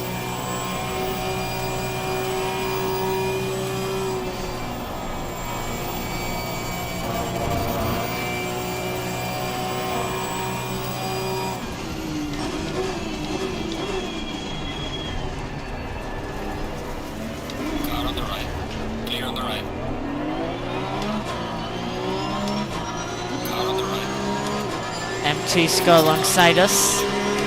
BMW making it clear which side they're going to position themselves on. We'll get a little bit of a cutback, but we don't have the acceleration on the GT2 on the exits.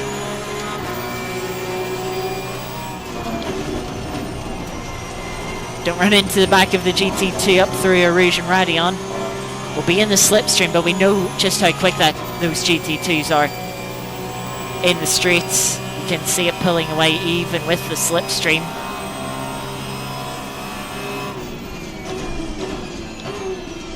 Does have to brake a little bit earlier than we do.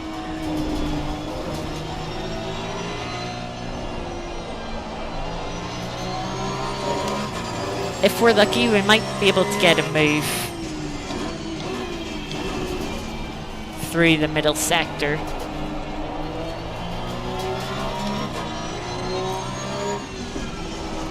GT2 out a little bit wide there. A little bit wide once again. You can see we're closing up. GT2 very wide here through Peon. Car on the right. Clear on the right.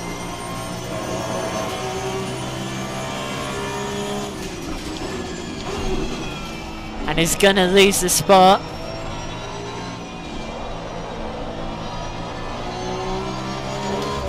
And we'll have to pass us once more.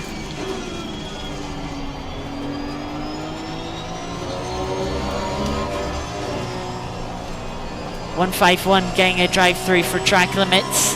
Got a bit of a per exit off of Stavelou. Car on the right. Looks like GT2's just gonna fly back past.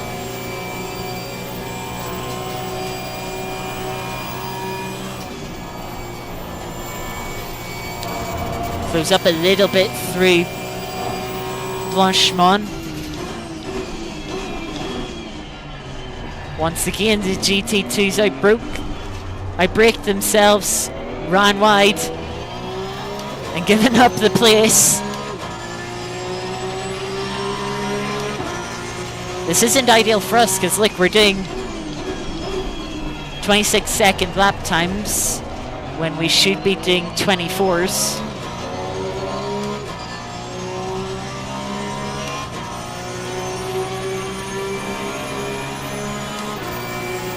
GT2 looks like they've dropped a little further back this lap.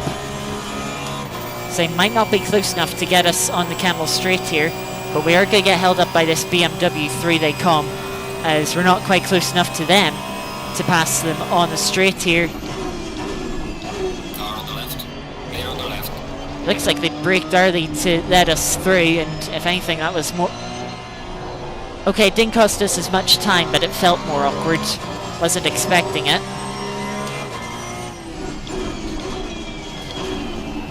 Now we have another GT2 in front of us, laps down.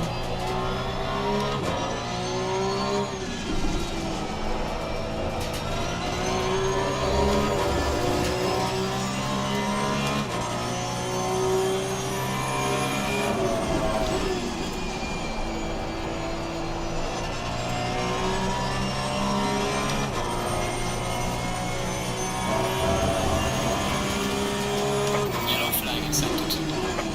Faster car coming up behind. Watch out. Now we have the leader right behind us. They're in a GT2, so they should be able to pass us no problem on a straight.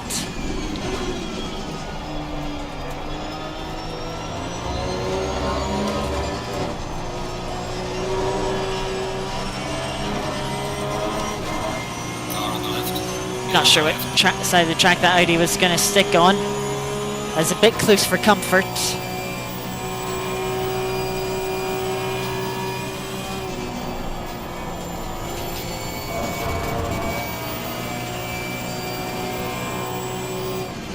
Car on the right. Clear on the right.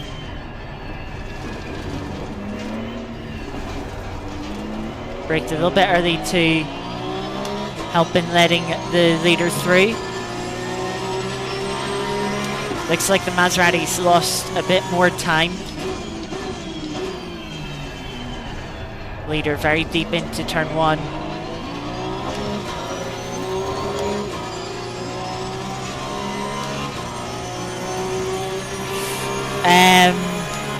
No, I don't think so, Fiona.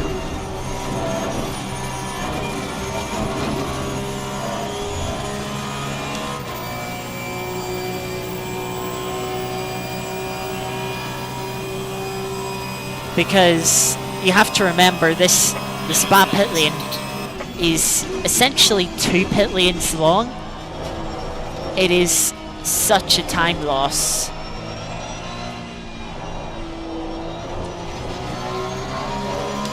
Because you're sitting on that 50 kilometers an hour for ages.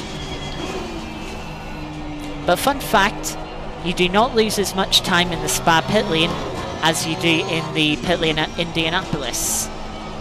That's mainly due to the fact that the Indianapolis pit lane is along one long straight, and therefore the speed difference between the pit lane and the track is about as big as it can get. Whereas here at Spa, you know, you've got the source hairpin that slows down the cars on track, and so you don't lose quite as much time in the pit lane, but it is still very, very long.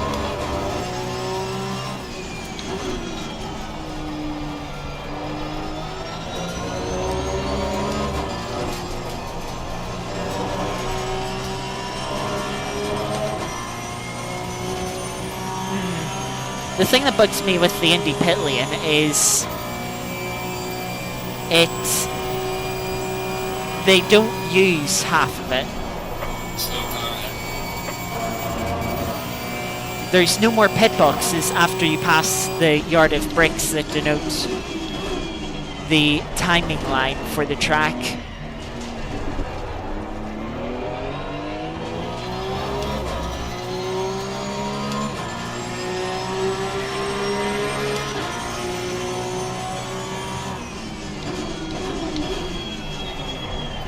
A little bit deep into the source.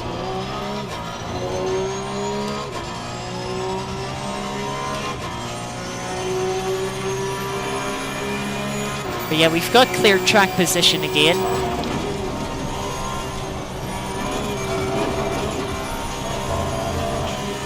A little sketchy over the top of Radion.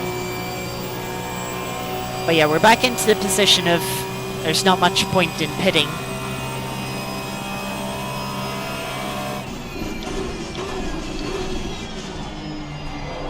We're also passing the 30-minute mark.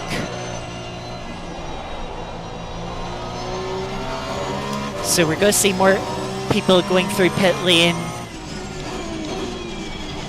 to bolt on a third set of tyres.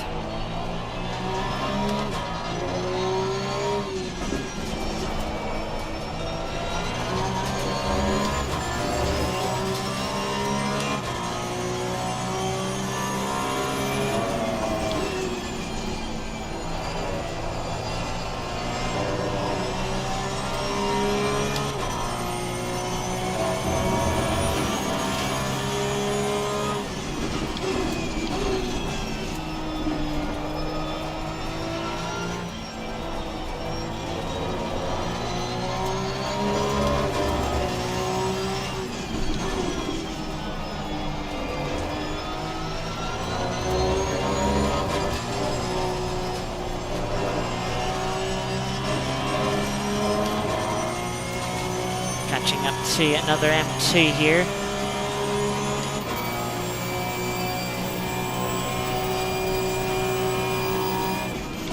Nah, Slow car ahead. that was very 50-50 on whether I'd be close enough to make a move before Blanchemont. So just play it safe. Did cost us a second, but that's just the way multi-class goes.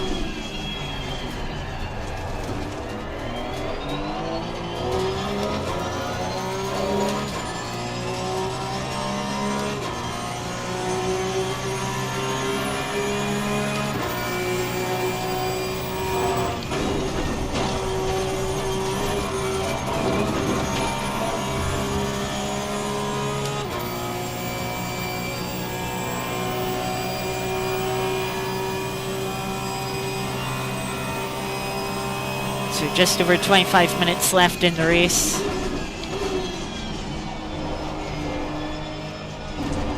Currently sitting 17th overall.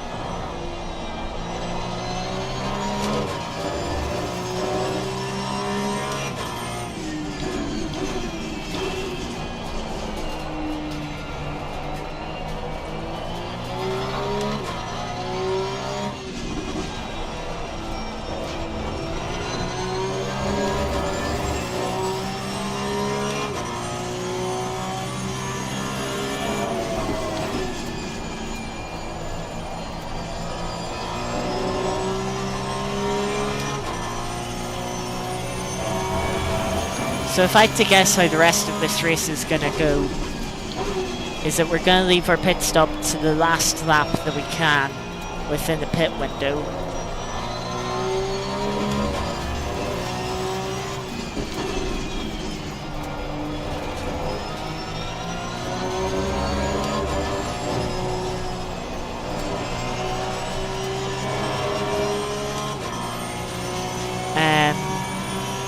And yeah, we'll see where we come out.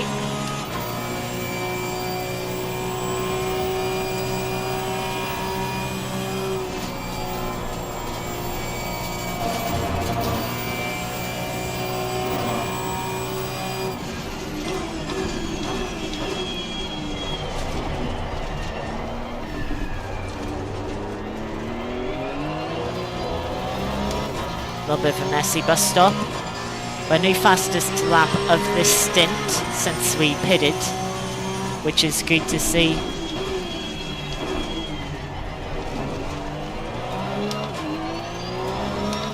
Still about 4/10 slower than our overall fastest lap of the race, as you can see in the overlay.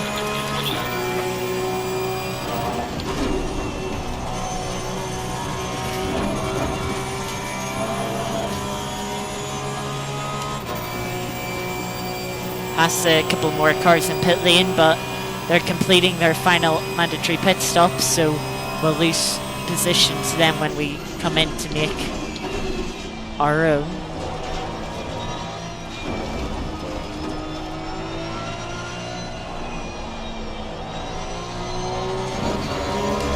Yellow flag in sector 3.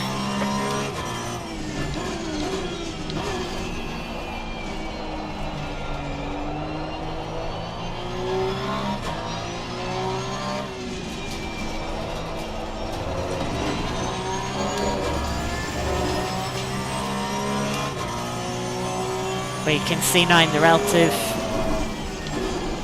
a lot more people have completed their mandatory pit stops. Still 17 minutes until the pit window closes.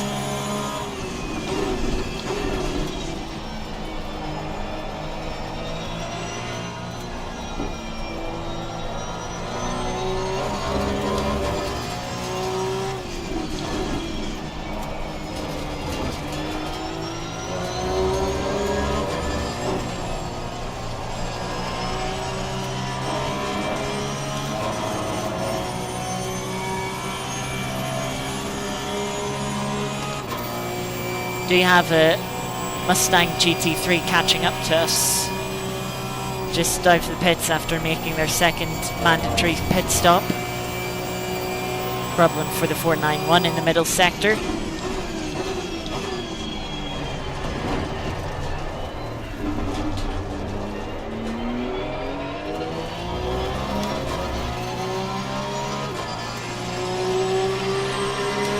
Catching up to some lower class cars. Well, that looks like a Maserati in the wall. It is. Maserati GT4.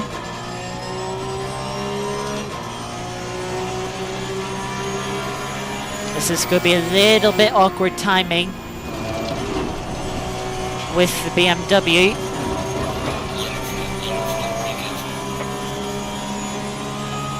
I think I timed that run quite well. We've got a car recovering. How on earth did they end up there? They must have got tagged and spun into the wall by another car.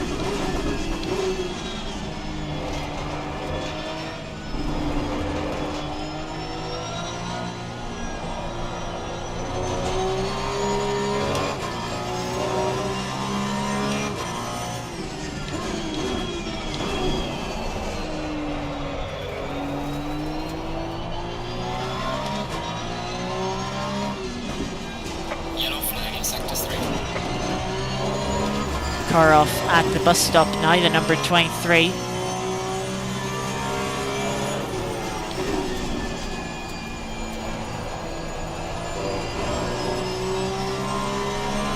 Catching up to Mercedes GT4, not going to be quite close enough to make a move into the Piff Paff chicane.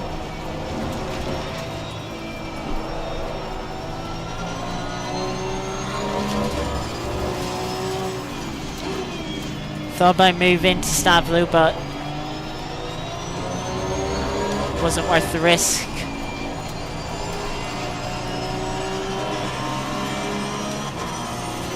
I'm glad the GT3 backed out of that one as I went to pass the GT4.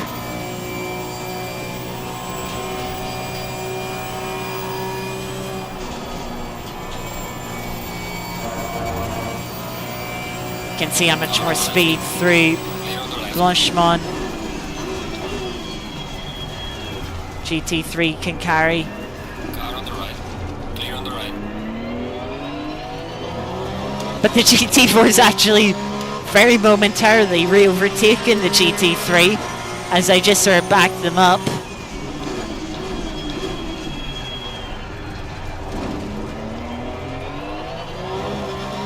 I've no reason to be defending from this GT3 other than the fact I'm a racing driver and I just like to race.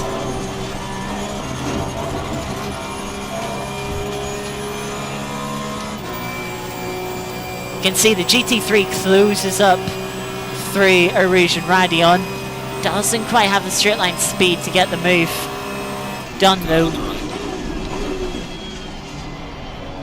We'll try and get the move done under braking, but we're going to hold it round the outside.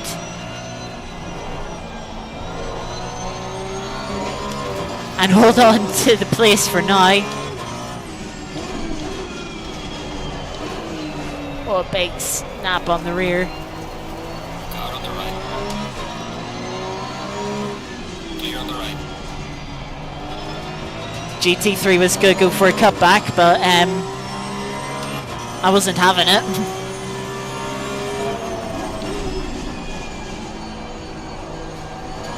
You can see how much quicker the GT3 can be through Peon as it closes up.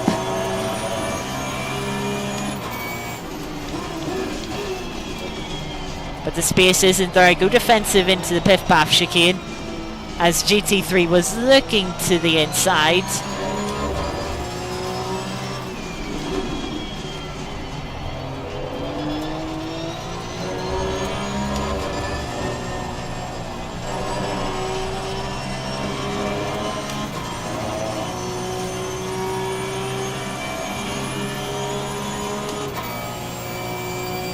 GT3's looking for a move, but the space just isn't here as we make the run to Blanchemont. Through Blanchemont though, once again it will carry the run and it Clear on the left. Car on the left. Clear on the left. lets us back through.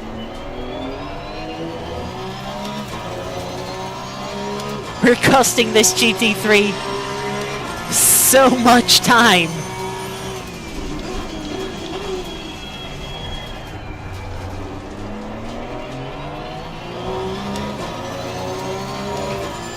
It's also costing us a lot of time, like we were 2 seconds slower that lap than our Delta.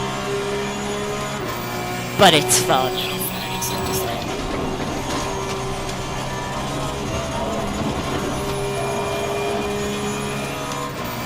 Car on the left. GT3 carrying a bit more momentum over Rouge and Radeon and might get the move done here.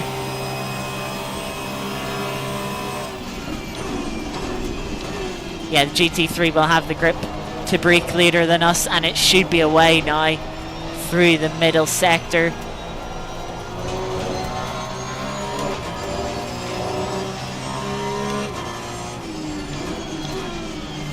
I've also seen behind us there's 3 GT3s all fighting for position. I think it's time to pit. 15 minutes left. 1, 2, 3, 4, 5, 6, 7, 8.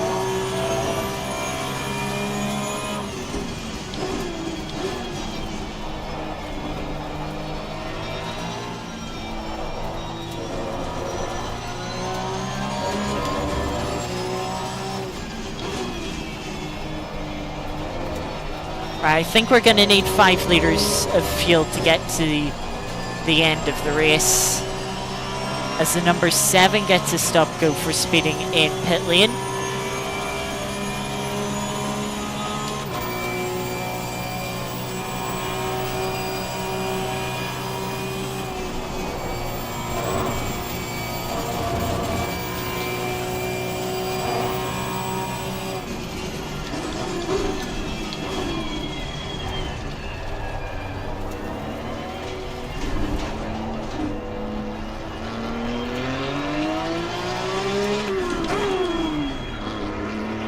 That was tight. I think I should be okay with that. I think I should be. The red box was only up very briefly, and you can get away with that.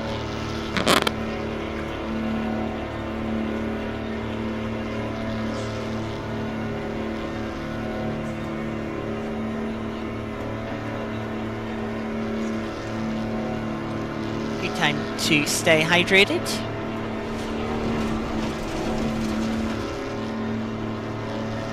Oh! Leader's been involved in an incident at the source. You could just see the triangle on the mini-map which denotes the leader was flashing up white. But I assume that was after the brief yellow flag that we saw. Straight up again onto the jacks. And away we go again.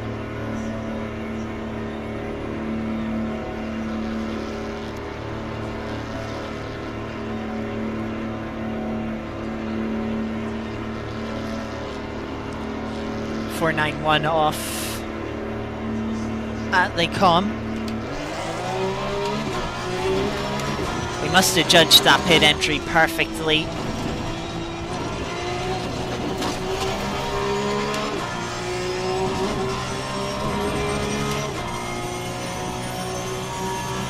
And we've got GT3 closing up on us.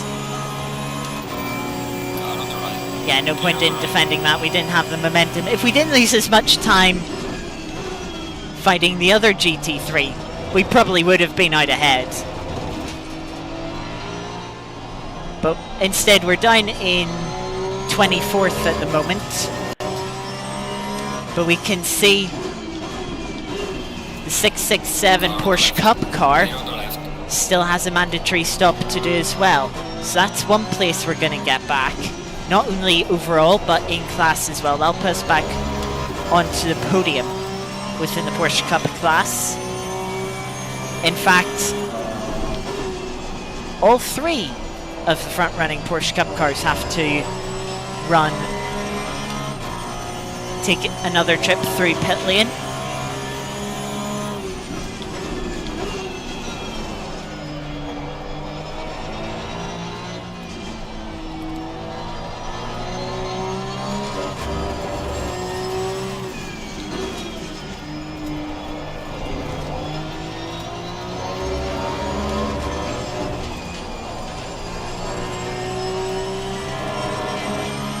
We're still ahead of the Maserati GT2 that we were fighting with earlier, that managed to pass us twice and bottle it twice.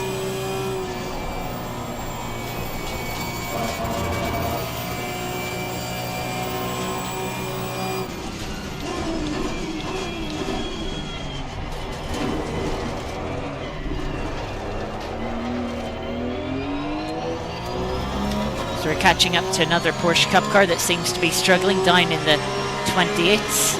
And you can see there from the pit stop, we lost about 1 minute. We ran a 3:24 instead of the normal 2:24s that we've been running.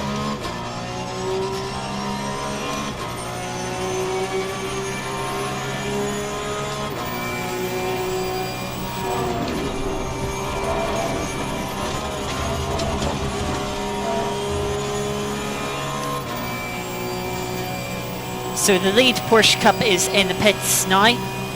So we're definitely not close enough to take that position.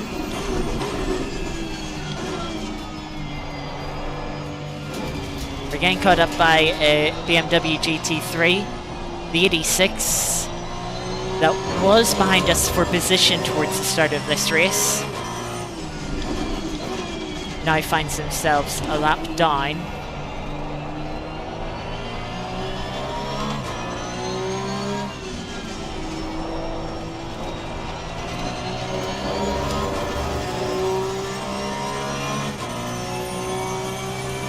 Owen's 4th place that has the stop go 30. Oh, that's going to be big for them. They're going to lose a lot of positions from that. 52's crashed.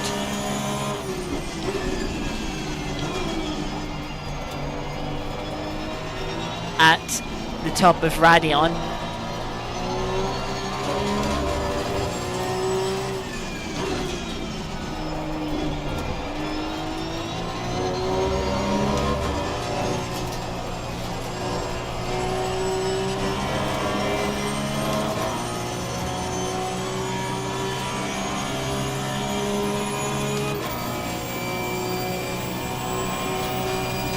Oh, and the 7's crashed as well. Yellow flag accepted. Talk about a race going from bad to worse. Car on the right. Clear on the right. Gonna let this BMW unlap Car on the themselves. left. Clear on the left.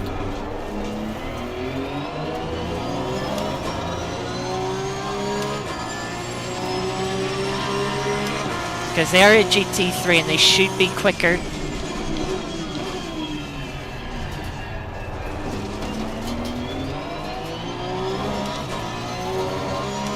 Still a cup car that has to complete 2 mandatory stops. Feels a bit late. Although I don't know if they've just been sitting in pit lane for the majority of the race, given they are down in 52nd out of I think 57 starters. Number 8 is out of crash as well.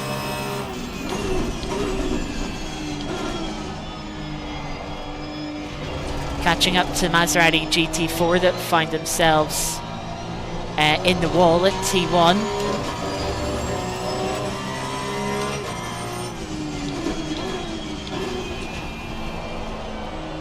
Race hasn't been going very good for them, or very well I should say. A little bit wide there.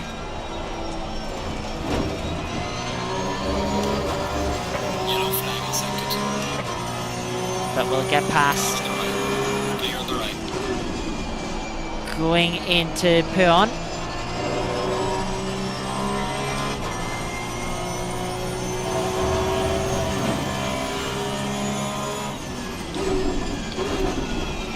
This is the last lap for anyone still needing to make a mandatory stop to make it. That looks like it includes the leader, the 74. They're in pit lane.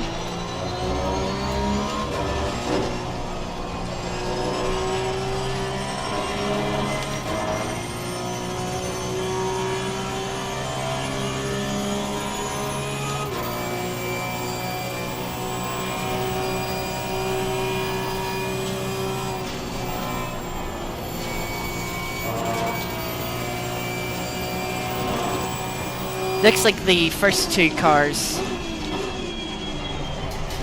have been through the pits for their mandatory stops and are back out already. 37 having issues.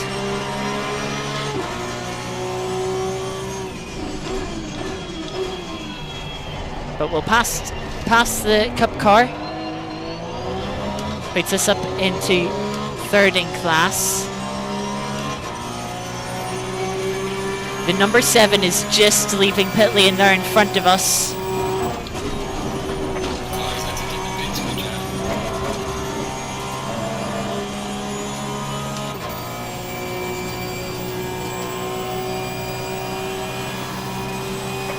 nose now closed.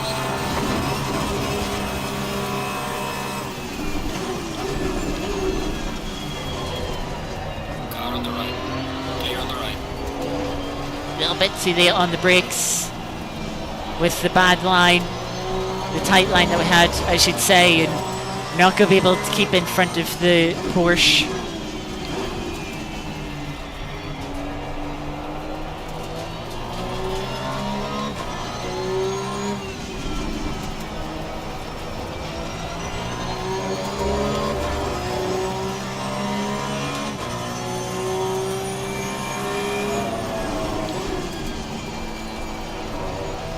Does look like we'll be finishing this race a lap down.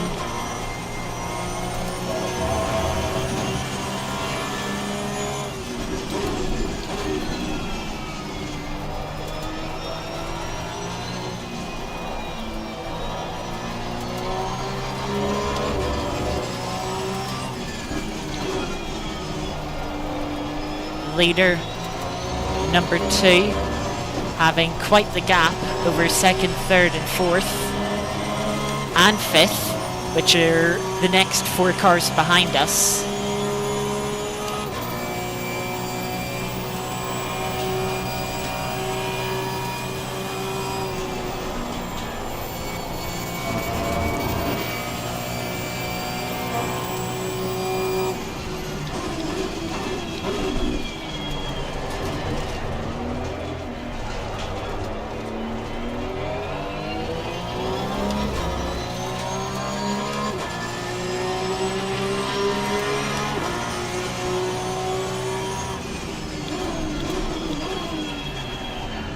Two laps to go. Yellow flag accepted. 700 has binned it at Peon.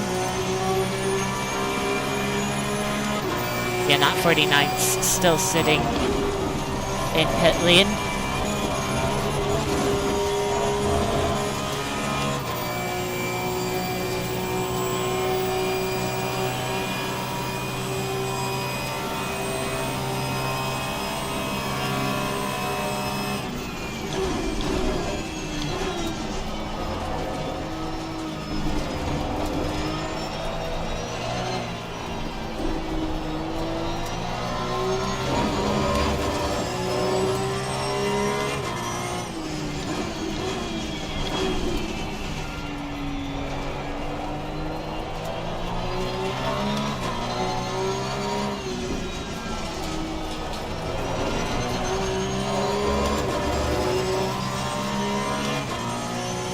Catching up to the police M2.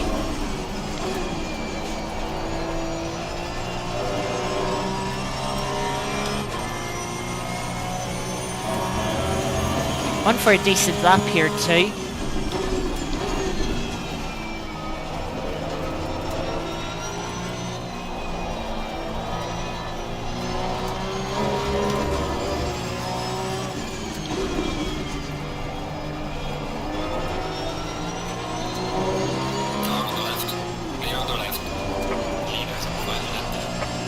Leader starts the final lap. We get past the M2, entering the final sector.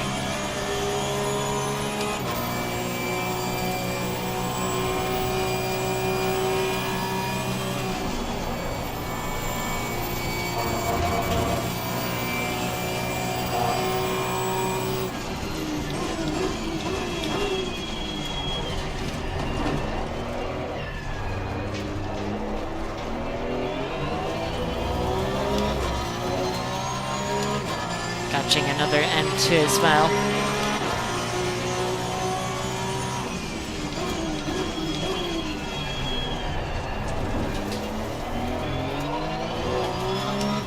Car definitely not as good on the brakes anymore as it was.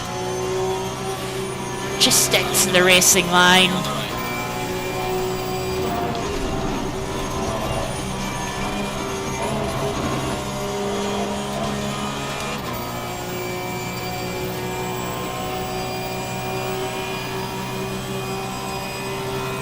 Oh, there's a 31 BMW in front of us now too after taking that drive through. There's a slow car ahead. 491 GT2 going slow. Not for the first time this race.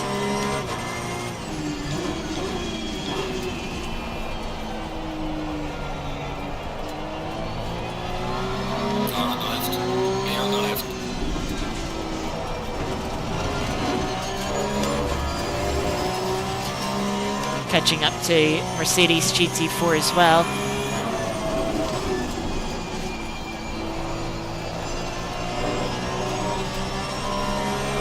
Looks like the BMW's having a little bit of an issue passing them. Yellow flag in sector 2.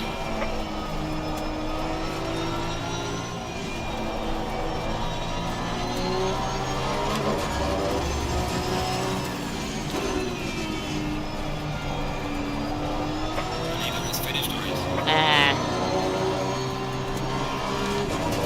Got the GT4 just in an awkward spot. Car on the left. Clear on the left. One final M2 to pass on this final lap as we're making the run up towards the line now. Car on the left. Clear on the left. Both of us went to go for the left-hand side. I noticed, spotted it just in time.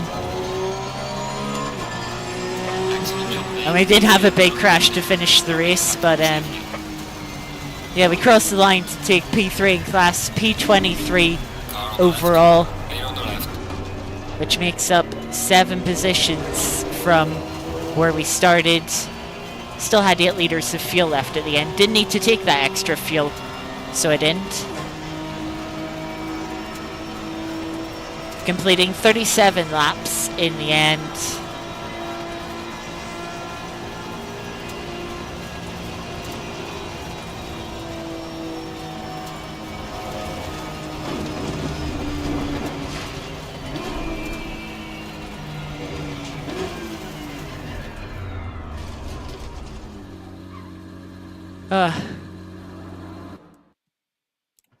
Let's see what the tires are like. We had tire set 4 on. Significant front graining. 1.7 were on the fronts, 1.3 on the rear.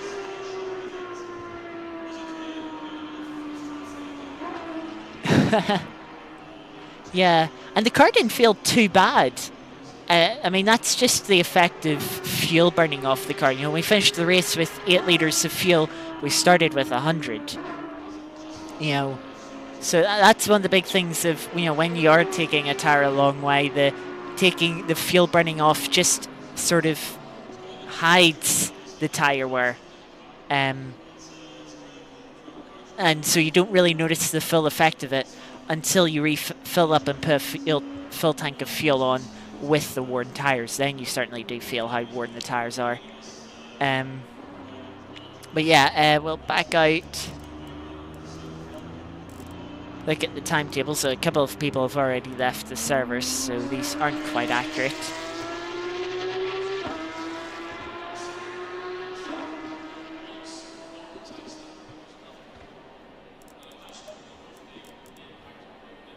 And there we have confirmation of the final results. P23. 6 seconds behind the number 7 Porsche. Only a further half a second to the 31 BMW. But a 25-second gap to the GT2 behind. Yeah, happy with that race. It was fun. We, after the restart, we didn't get caught up in any instance. There were a couple of close moments for sure. Couple of close moments, but Give it all you got. yeah, we avoided any incidents, and yeah, that was a lot of fun. A lot of fun indeed. I enjoyed that. Yeah, we did a race just like this. I think it was either at the end of last year or at the very start of this year. We did a race just like this too. And I think this race went a bit better than that did.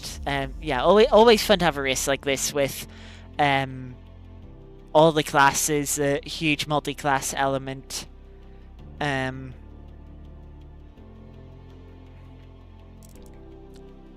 So, yeah, great fun. Some fun battles, yeah, which is the main part And yeah, good race indeed. So as always, as we always like to finish out stream, we're going to jump on to Art of Rally to complete the daily event. We ran the weekly event on Tuesday after the Formula 2 race. So let's just have a quick check of where we sit in that. Currently saying 28th. Not too bad, a bit better than the 50s we were in last couple of weeks, but still better than that 29th for now. Of course, this event runs to the end of Saturday, so a few more days in that. 2 days and 2 hours to be exact. Look then at the daily event. We didn't run yesterday, actually. Should have ran this yesterday after we did, what you call it, Mind Over Magnet. But we got 26th in Tuesday's event. So let's see what we can do here. We've got a Group B car at Japan for a 3.2 mile gravel stage. But we are in the rain. The Group B car we have is...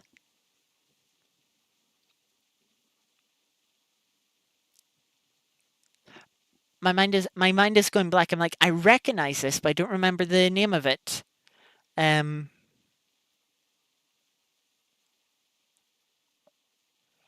Lancia Delta. Yeah, that's the one. That's the one. I was thinking Lancia. But my mind was kind of going Lancia Stratos. I was like, no, it's definitely not Stratos. But yeah, Lancia Delta. Indeed. So let's get underway. Here at Japan.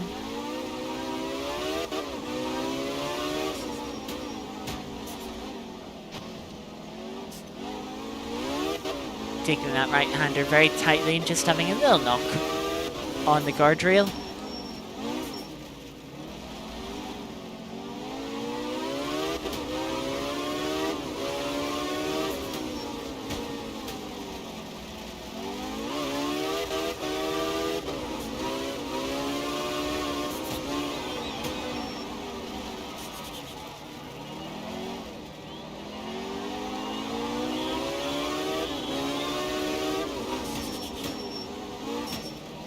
I'll delta you in a minute, Fionn.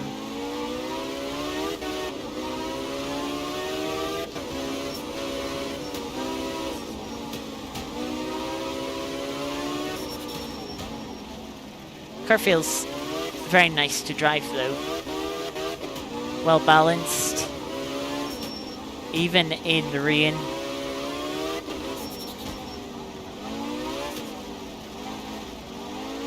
No, me neither, Fionn. Me neither.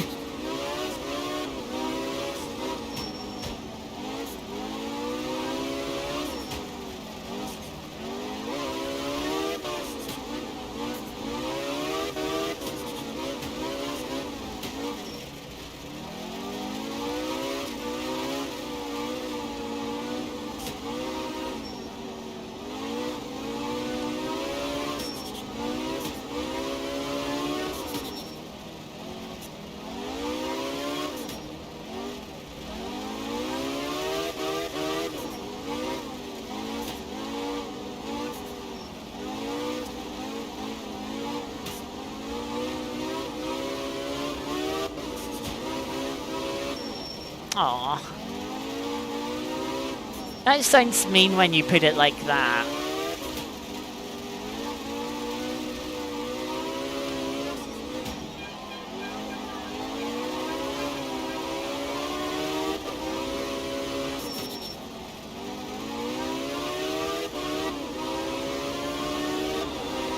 Jump.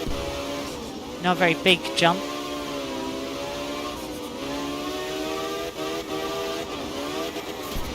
Oh, the car twisted a little bit as we took off there. There's the finish.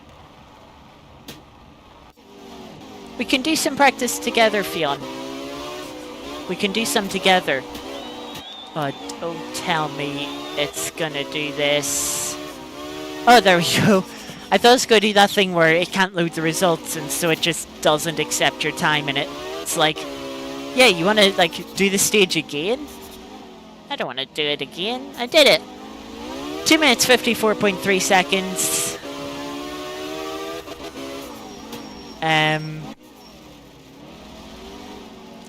Puts us 34th currently. Only the top 15%, so a little bit disappointed in that. Felt like a very clean stage, but maybe it was too clean and not quick enough. Perhaps. But yeah. An enjoyable car to drive. Good fun. And yeah, a nice way to end the stream. We've had some good racing today. Shame we did have to have the restart, of course. But yeah, that's Spa. That's Eurasian Radion. It can happen. It can happen. It sure did happen. But yeah, I was in a way it's a shame that it kind of involved the majority of the field. But at least when Endure impacts so many people like that, you can. It makes it whether you restart the race or not quite the easy decision you do. Whereas if it's just like 5 cars or even 10 cars, which is only what, not even a fifth of the grid, and a little bit more than a sixth of the grid, it's like, okay, that's quite a few cars, but it's like, it's like percentage wise of the field, it's not a lot.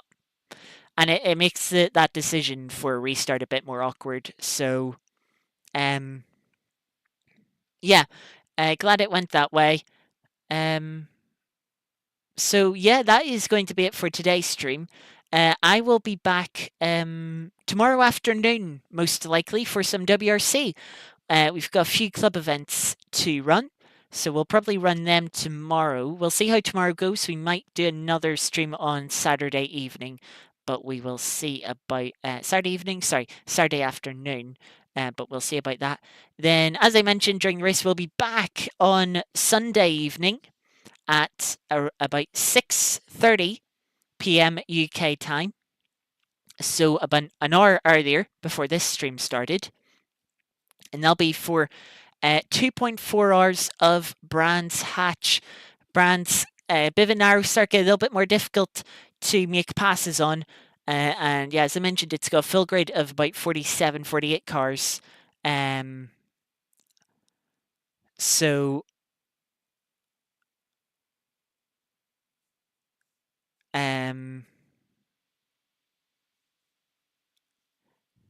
yeah, that'll be fun. The Sunday race is. I think when I asked you about that race, I don't think I told you the exact time it started. But yeah, qualifying starts at 6:30 UK time, and then yes, Sunday night.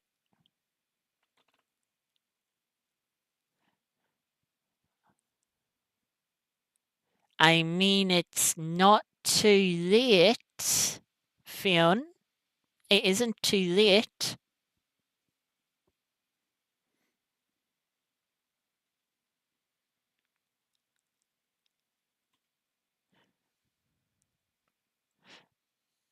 Fionn, that's 7:30 for you. I think that does count as night.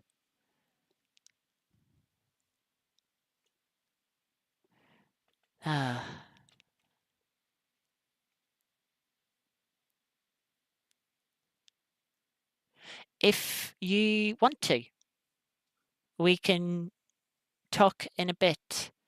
But yes, that's going to do it for today's stream. Thank you all for joining throughout the stream. Thank you, Fionn, Iris, Jesse, Scarlett, Geeky, and Artie. Good to see so many people out for today's stream. Hopefully, I will see some of you tomorrow, if not on Sunday. And yeah, I hope you all enjoyed. But in the meantime, enjoy the rest of your evenings. Hope you all have a good start to your Fridays. And yeah, thank you all very much for watching. Hope you all enjoyed. And yeah, as mentioned, hopefully I will see you all next time. But until then, thank you very much for watching. And bye bye.